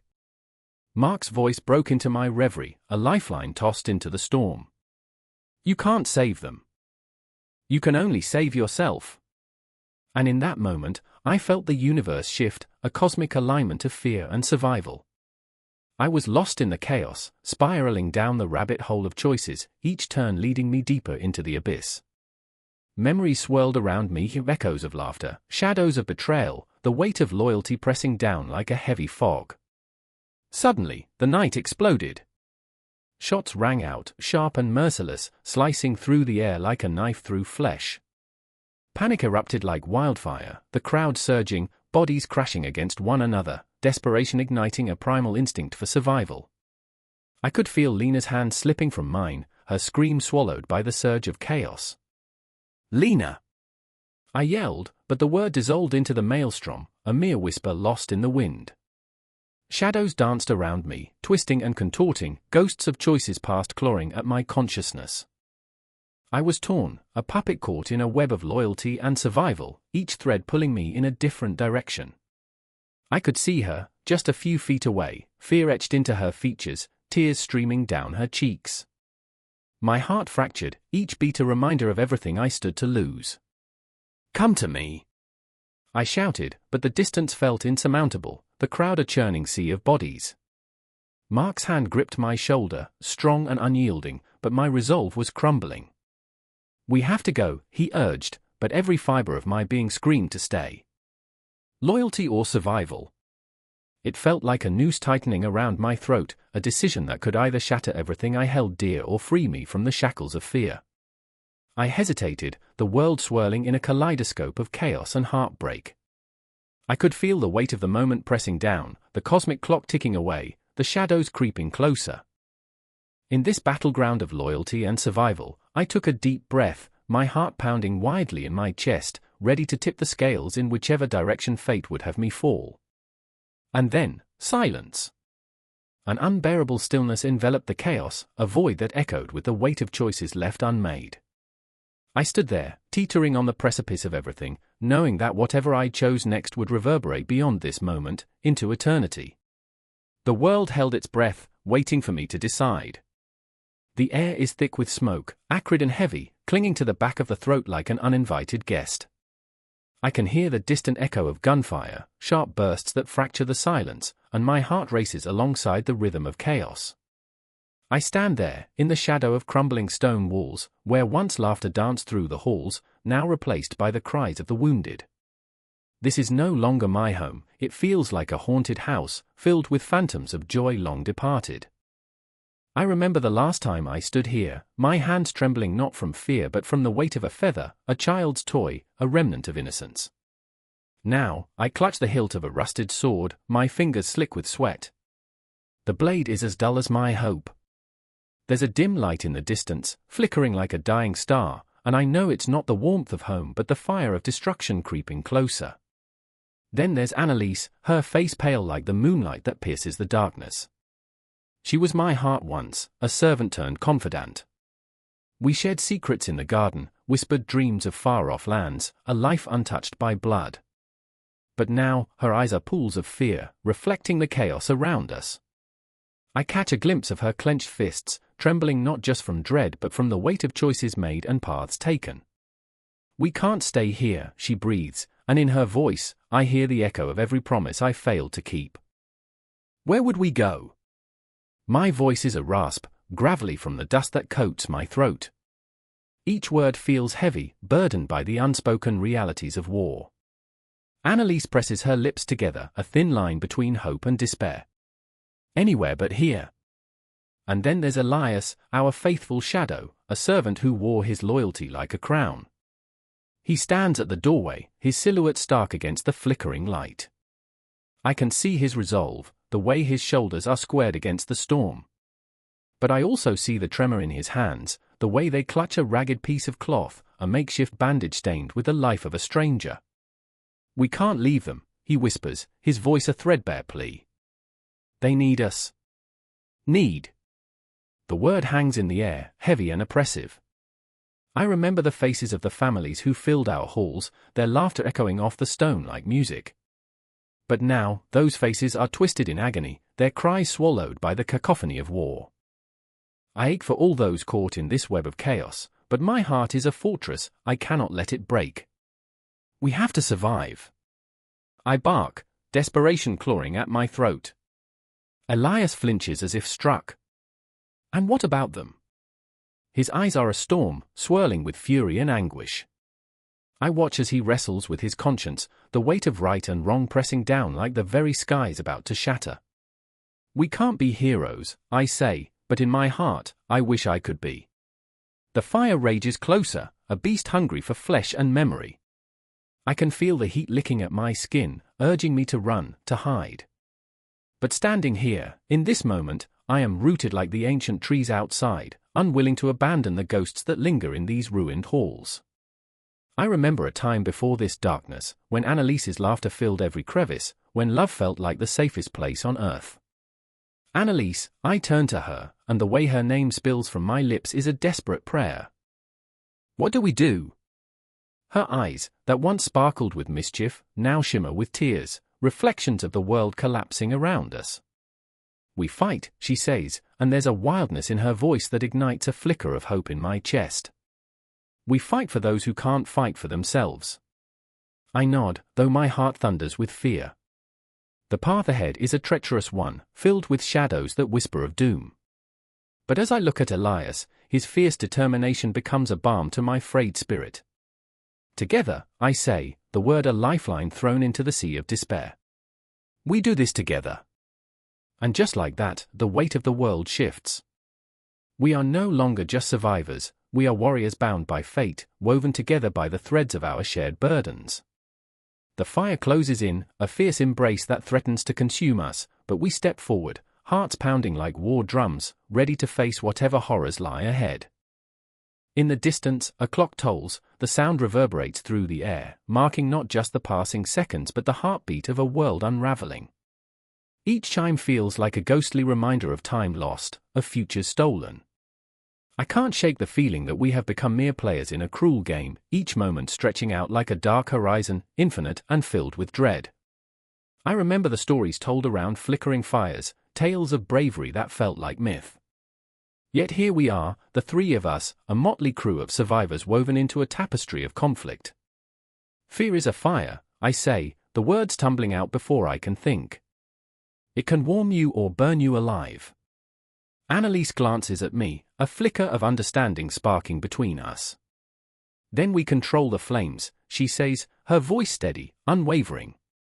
As we march forward, the echoes of battle roar behind us, a haunting symphony that shrouds our every step. The shadows stretch, entwining with our souls, ghosts of those lost, memories of laughter and life. Each heartbeat syncs with the chaos, a rhythm of survival that thunders in my ears. I take my place among them, a reluctant hero shaped by the weight of war, bound by the tendrils of destiny that refuse to let go. And as the flames rise higher, illuminating the darkness, we charge forward, our spirits entwined in the dance of survival, a testament to everything we once held dear, and everything we still dare to believe. No end in sight, only the relentless march of a world caught in turmoil, echoing the stories of servants bound to serve, not just their masters but the very essence of humanity itself. The sound of chains rattling echoes through the dimly lit corridor, a chilling symphony of despair mixed with the faint scent of damp stone and sweat. It's not just the chains that bind the bodies, it's the weight of history, a heavy cloak draped over souls who have known nothing but submission. I remember the feeling of dread that clung to the air, thick like fog, squeezing the heart.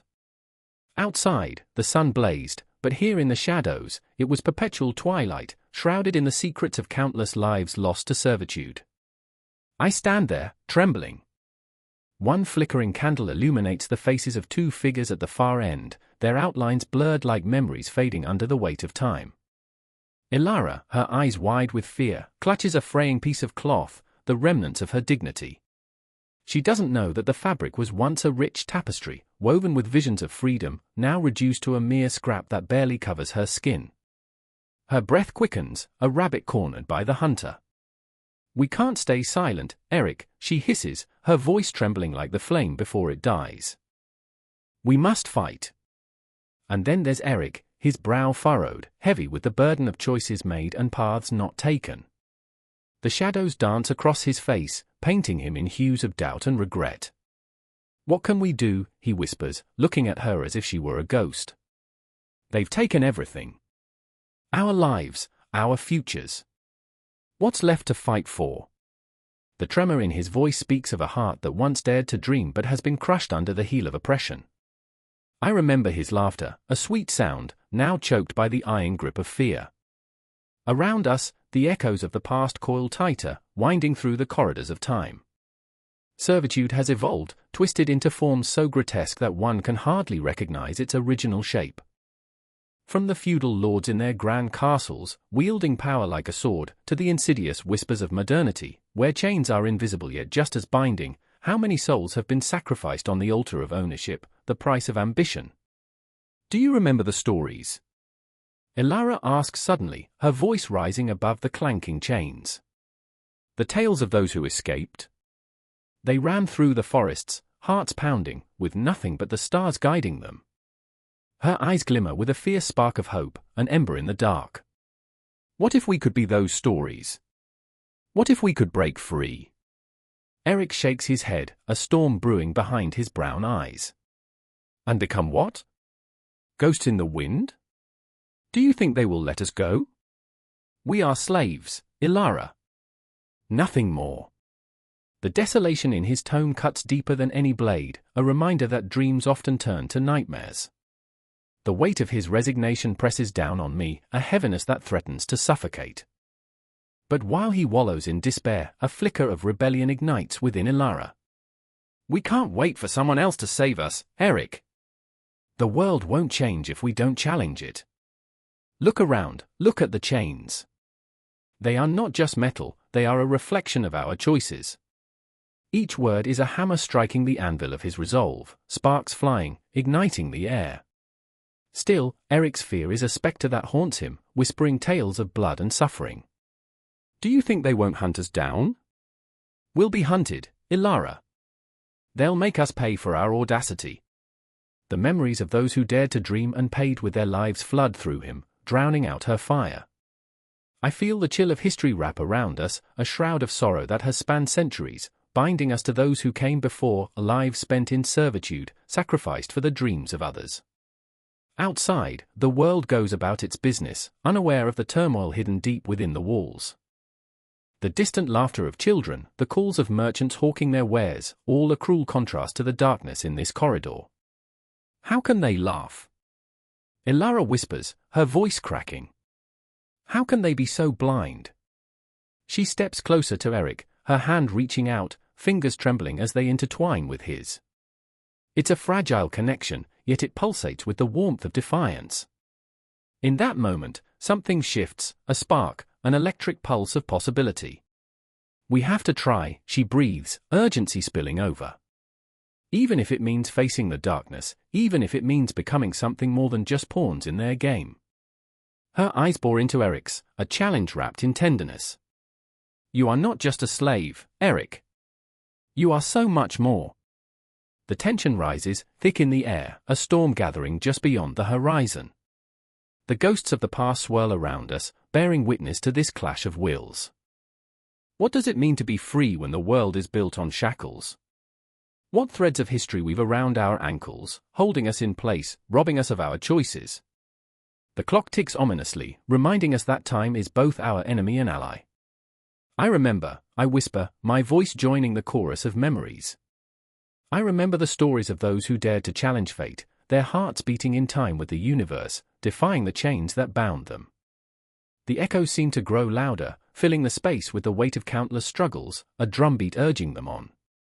Suddenly, a noise, a distant commotion, footsteps approaching, angry shouts slicing through the silence like a knife.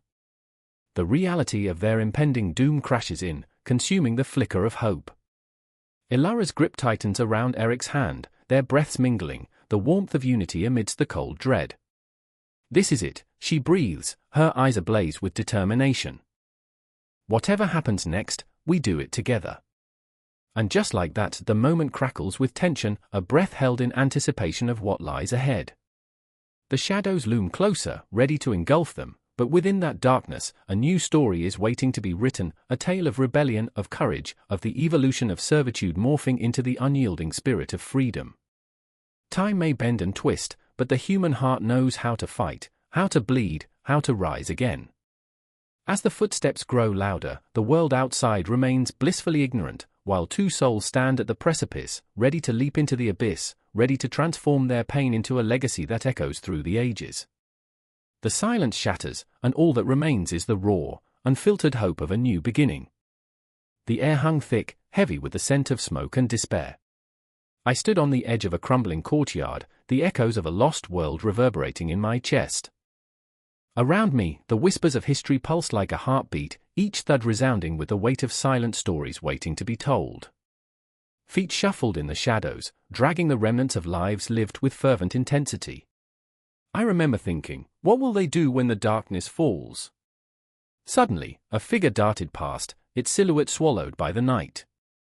It was Mary, the maid who had sworn loyalty to a tyrant, her heart caught in the jagged teeth of betrayal. I could see it in her eyes, the flickering candle of defiance battling the wind of despair. She was a servant, yes, but to her, servitude was not a shackle, it was a battlefield. I remember the tales she spun, words dripping with the bitterness of her reality. I clean their mess, but I'll not be their ghost, she would say, a smile breaking through the grime on her face. But tonight, the confrontation loomed.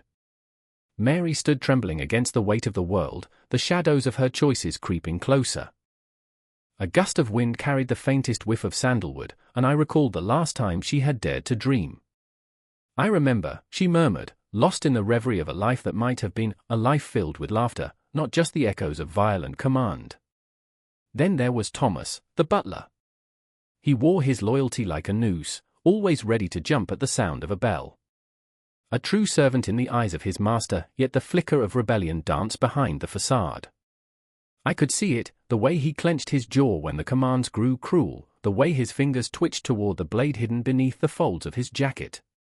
I remember when I was just a boy, he confided once, how I would run through the fields, feet bare and spirit untamed. It was a memory that haunted him, a ghost of freedom that faded further with each passing year. As the moon slipped behind a veil of clouds, dread twisted in my gut. The clock's tick echoed in the empty courtyard, a relentless reminder of time slipping away. Each second felt like a drop of blood, pooling in the cracks of the stones, an offering to the past, a curse to the present. I remember the stories he told of his youth, of laughter and mischief, before duty chained him to a life of servitude. He breathed life into dreams of rebellion, yet each breath was stifled by duty, a paradox that gnawed at his very soul. And then the confrontation came. A figure emerged from the shadows, cloaked in darkness, eyes glinting like daggers. It was the master, a tyrant who ruled with an iron fist, whose voice echoed through the halls like the toll of a death knell. My heart raced, the impending clash of wills electrifying the air. "You think you can defy me?" he sneered, his words laced with venom. Mary stood her ground, fists clenched, defiance seeping from her very being. "You don't own me," she shouted, her voice a roar, jagged edge against the polished veneer of command. "You may wield power over my body, but my spirit is mine." I could feel the tension in the air, a taut string ready to snap. Thomas hesitated, caught in the crossfire of sacrifice and survival. His heart thudded in rhythm with the clock, each tick a reminder of the choice that lay ahead. Would he stand by and watch the woman who ignited his dormant courage burn, or would he step from the shadows, breaking the chains of loyalty that bound him? The master's laughter cut through the night, chilling my bones.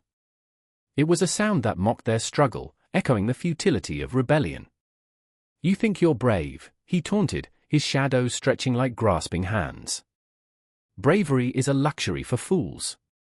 But Mary, oh, Mary, her light shone brighter against that darkness. "Then call me a fool," she spat, a flicker of hope igniting in her eyes. "But what is a life spent in chains compared to a moment of freedom?" And the world held its breath, the air electric with possibility. Time slowed, draping their confrontation in a haze of tension and raw emotion. I could almost taste the fear, the bravery, the bitter sweetness of rebellion. I remember the weight of those moments, the way they hovered, like a breath suspended in time, full of promise and dread. Thomas took a step forward, a giant leap from the shadows. "Enough," he roared, the power of forgotten dreams rushing to the surface. It was a cry born of anguish and yearning, a culmination of years spent trapped in the silent screams of servitude. The master faltered, surprise flashing across his features, but it was too late. In that heartbeat of rebellion, everything changed. The air thickened with resolve, and the night turned electric. The shadows receded, and for a moment, they stood on the precipice of the unknown, teetering between freedom and despair. I could see it, the future glimmering like stars beyond the veil of night, a promise whispering through the darkness. But hope is a cruel mistress, and the cosmos spun on, indifferent to their plight. I remember the chill that settled into my bones as the confrontation reached its horrific climax, the clash of wills, the shattering of dreams. And as the dust settled, I felt an ache nestle deep in my chest, an echo of their shattered hopes.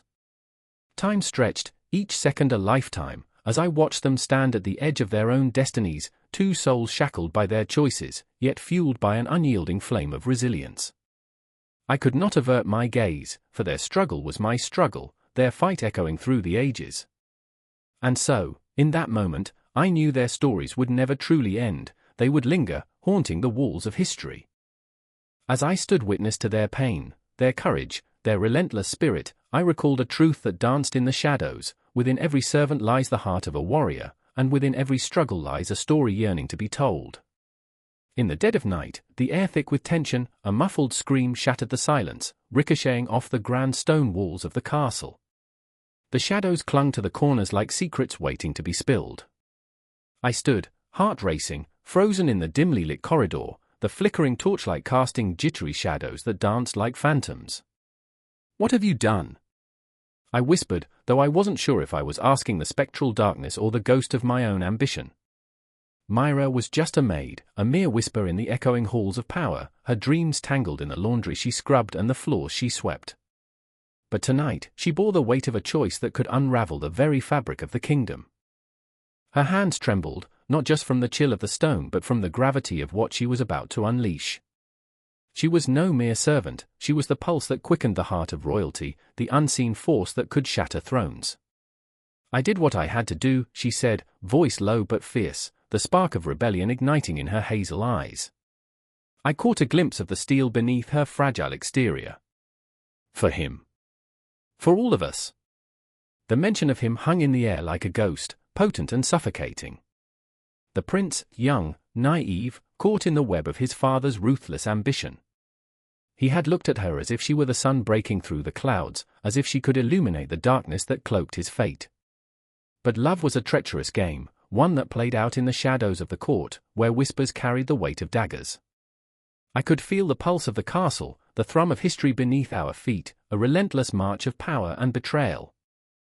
"You shouldn't have come here," I murmured, knowing full well that the walls had ears, and every word could be a noose tightening around our necks. In the flickering light, my mind spun back to the echoes of laughter and the scent of roasted meats wafting through the banquet hall where the king held court, a grotesque spectacle beneath the veneer of opulence. I remember how they bathed once a year, the courtly folk, the stench of the past clinging to their finery. Romance was earthy, to say the least. Yet they danced, a swirl of silk and sweat, oblivious to the rot beneath their gilded feet. But here, with Myra, the reality was stark and raw. I felt every heartbeat, every indrawn breath vibrating with the weight of the unspoken. "You think they'll forgive you?" I pressed, desperation clawing at the edges of my voice. "You think he'll still look at you the same way if you're caught?"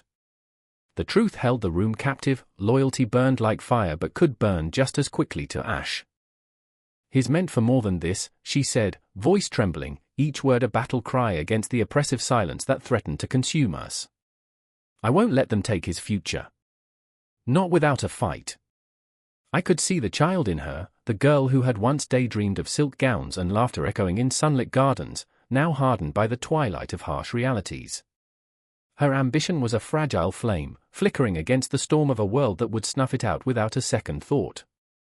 Outside the castle walls, the night was alive with whispers, a communion of crickets and rustling leaves woven into the fabric of the cosmos. "They'll come for you," I warned, knowing that the shadows weren't just figments of imagination. The king's guards were relentless, shadows themselves, moving through the night like wolves on the hunt. "You have to run. Now." But she moved closer, her breath a ghostly warmth against my cheek, and in that moment, time stretched, a taut line ready to snap. "And leave him?" It was a statement wrapped in despair, a question without an answer. Each unspoken truth lingered between us, heavy with unfulfilled dreams and the aching fear of loss.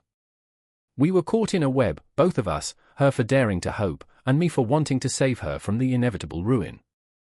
A clock chimed somewhere in the distance, its sound a grim reminder of the time slipping away, mouths of doom opening wide. I remember the stories my mother told me, I breathed, the memories flooding back like a tide. Of brave souls who dared to change fate. They became legends, but they paid with their lives. Myra's gaze bore into mine, her resolve hardening with each second. "Then let me be one of them." The fire in her eyes reflected the flickering torchlight, a shimmering beacon against the encroaching darkness. The certainty in her voice sent chills down my spine, awakening something deep within me, a desire to join her, to stand against the tide. The walls seemed to close in, the castle itself a living entity that thrummed with history, anger, and ambition. "You're mad," I whispered, the words tasting bitter on my tongue. But in my heart, a darker, more exciting thought took root. What if madness was the only path to true freedom? She stepped back, the air between us thick with unvoiced emotions, fear and hope entwined like vines. "You can stay in the shadows, if you wish," she said, poised on the knife's edge of decision. "Or you can step into the light. The choice is yours." The world outside the castle walls held both terror and promise, and as her figure faded into the darkness, I felt a part of my soul unravel. The clash of loyalty and ambition echoed in the empty halls, and the question lingered, a haunting refrain: would I follow her into the abyss, or would I remain, a ghost trapped in a gilded cage? In that moment, the heart of history beat around us, servants and royals entwined in a dance of destiny. The night was alive with the weight of choices, each echoing heartbeat a reminder that legacy was never left to fate alone. It was shaped in the shadows, forged by the hands of those who dared to dream amidst the darkness.